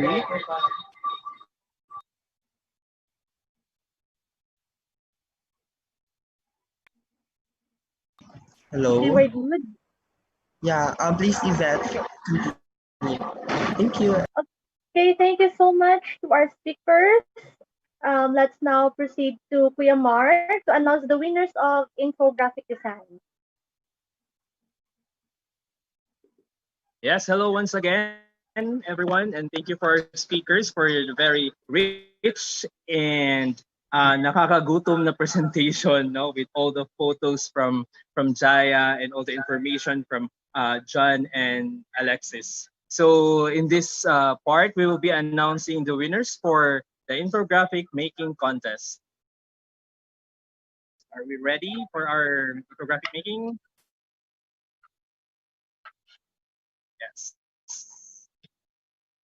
So we thank everyone, no, who participated in the infographic making contest. So for the top 5, for the 5th place, we have Rene J. Sevilla of Maan National High School. Ang daming nananalo sa Maan National High School. Congratulations, Maan National High School. And for the 4th place, we have Axel Neil Quizon from the Assumption College of Davao. Congratulations, Axel. And for the 3rd place, we have John Kenneth B. Baliega from the University of Mindanao, Ilang High School. And for the 2nd place, we have Leandro M. Ramirez Jr. from the Davao City National High School. And for the 1st place, we have Ms. Giselle A. Cambalon from the University of Immaculate Conception. So everyone, congratulations for winning the infographic making contest. And for the top 3, your output will be published in Mindanao Times. And before we end this awarding, may I request Sir Jesse Madriaga, if you have anything to say in behalf of the judges. Yes, hi everyone. I just want to say that the level of creativity that all of us witness is very inspiring, and we are hoping that you can find a sustainable pace to keep this going, because uh, really your voices matter when it comes to communicating this to the public, and more than ever we need like people like you to keep on supporting these causes and being a part of it, and really just amplifying these important stories that we need to tell to the community. And what better way to do it than through essay writing, essays and infographics. And I think that all of you have done a really good job, and we really hope that we get to see more of your work circulated. and keep writing and keep designing and keep telling your story.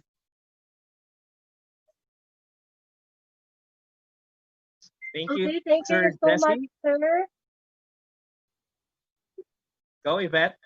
Okay, so now let's proceed to the solidarity message of Councilor Gustavo Mahipos Jr., the chair for the Committee on Environment. Sir,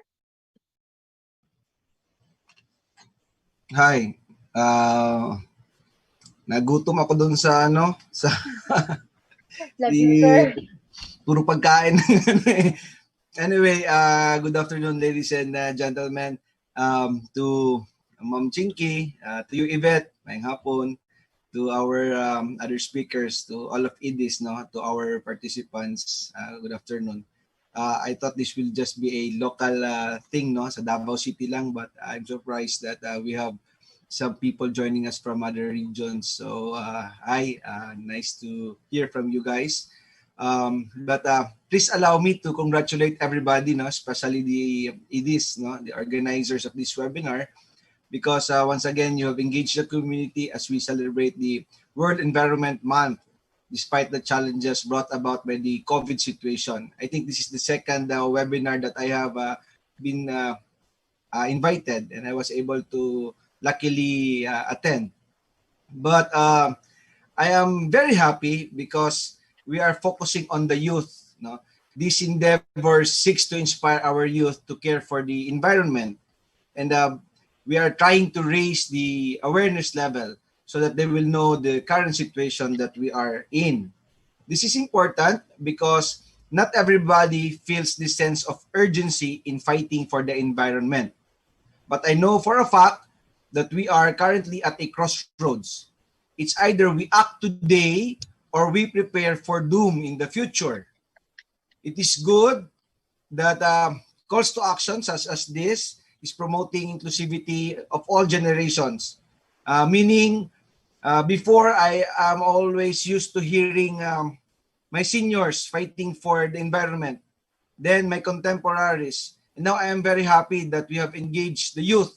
I don't know kung ilang taon yung mga essay writers natin, but I guess they are from high school siguro, So indeed, we have a responsibility to share to the next generation our knowledge, reflections, and realizations. So this is a very good thing. For the youth, by now, you should know already that the current order of things is not sustainable. My generation was taught and was encouraged to measure success in terms of buying power or the ability to be able to buy what I want. This has led to consumerism, materialism, and further leading to the practice of generating waste, unnecessary waste, because we tend to buy and buy and buy. Well, that may be good for the economy, but done irresponsibly in a carefree manner, it led to overconsumption, excessive waste generation, and unsustainable resource extraction. Now, I am making this clear because before we can change the prevailing system of the world, we must recognize first that we have contributed to this system. My generation, I have contributed to this system. And we must first look at the man in the mirror, as Michael Jackson would remind us, di ba? But one great thing is that it is not yet too late. If we educate people to consume responsibly, promote sustainable resource utilization, and inspire each other to actively protect the environment, then the damage may be reversed and doom avoidable. Now, I am reminded of that story where a young man like you, like me, like all of us, held a bird in his hand and asked an old blind but wise woman. Sabi niya, "Old woman," he said, "I hold in my hand a bird. Tell me whether it is living or dead." Well, the old woman did not answer. And so the question was repeated. Is the bird I am holding living or dead? Now, after the long pause, the woman finally spoke. She said, "I don't know whether the bird you are holding is dead or alive. But what I do know is that it is in your hands. So if I say," sabi niya, "the bird is alive," you can just choke it to death. And if I say it is dead, then you can just set it free to prove that it is still alive. In other words, the life of that bird, whatever the case is, it is upon your hands. It is your responsibility. You decide. Well, I say similarly, 10 to 20 years from now, I am not really sure if we will still have forest covers. I don't know if we will still have trees in the city, or whether or not we can still swim in our beaches, or can we still walk around without being poisoned by smog, or maybe we cannot eat the fish already because it's full of microplastics. We have concrete jungles instead of trees, and we have no more beaches to freely swim in. Or will there still be birds? I really do not know, but what I do know is that it is in your hands, the youth of today. Whatever the case is, it is your responsibility, our responsibility. It is now upon your hands and you decide. So I call upon everybody listening, including those who are joining us through Facebook, to fight for polluters' accountability. Hindi pwede na hindi natin sila bantayan and singilin. And we fight for sustainable resource utilization. We need resources. We need to extract resources, but it must be sustainable.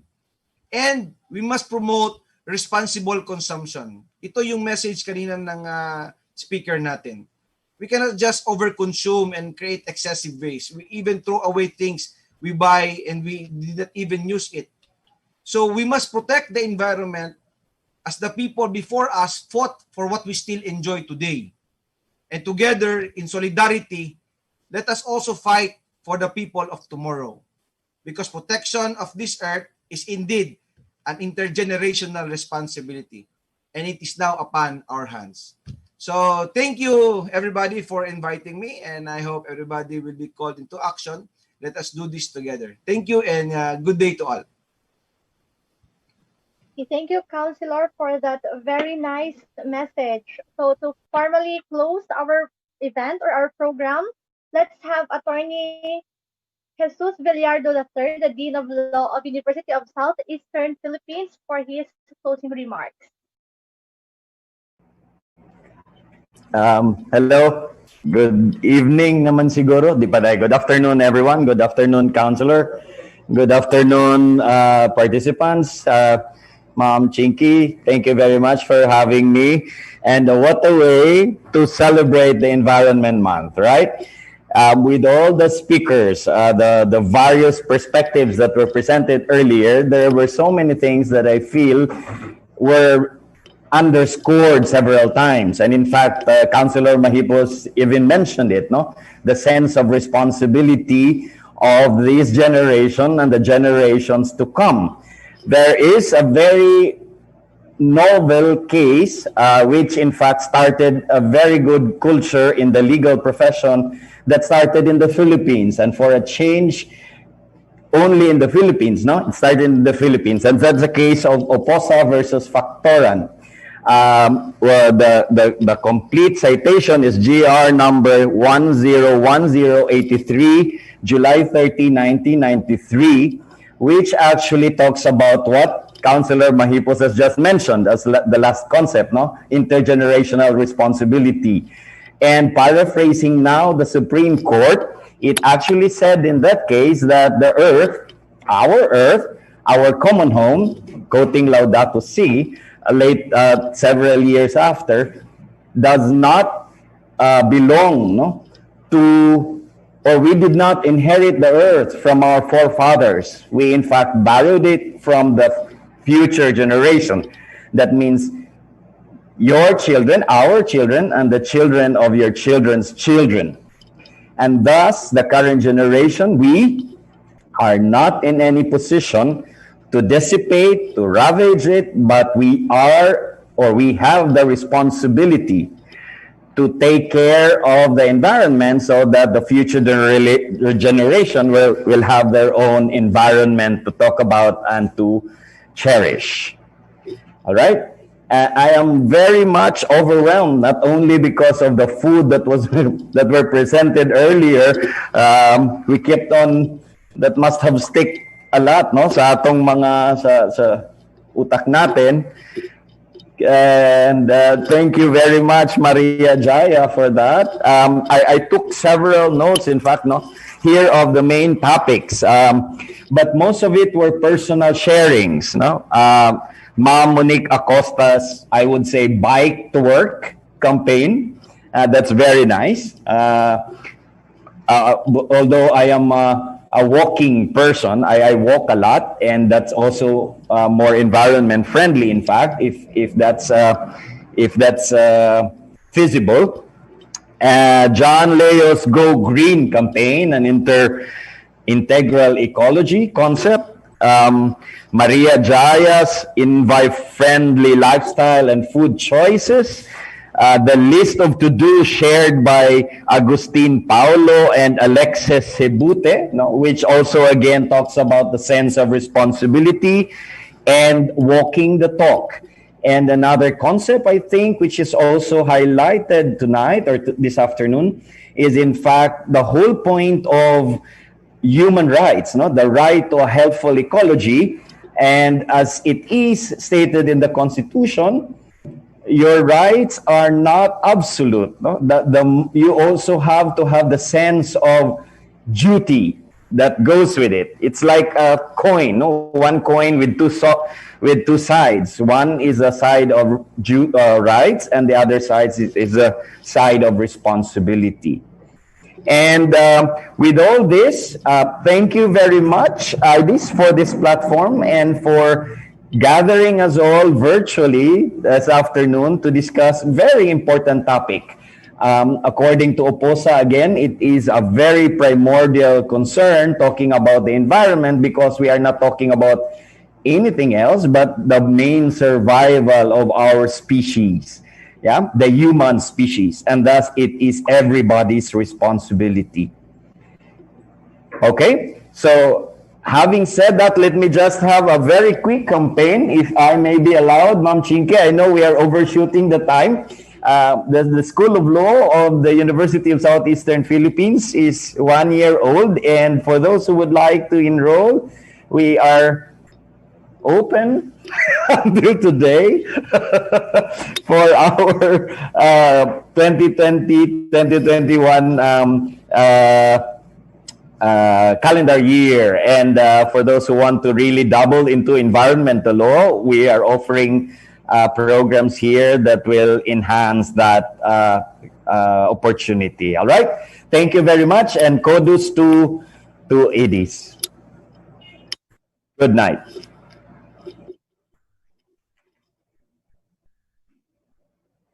I-unmute siya. Okay, sorry.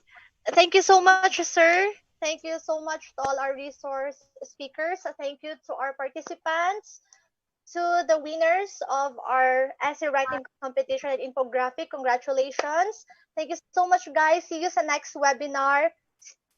Go green and always stay safe. Thank you. Hindi na mag-picture.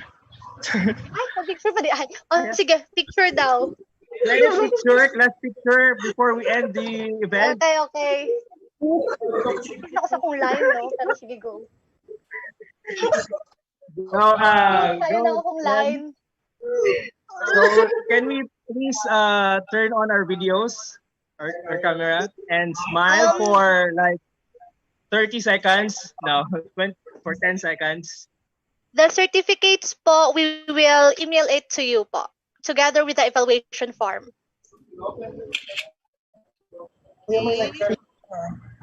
We turn on our videos. Also, for all the winners of the infographic and essay writing contest, expect an email from us with regard to your prizes.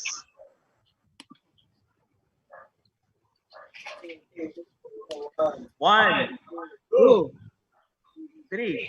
Smile. Other page. Isa pa. Okay na? Nice kayo smile ni Yvette.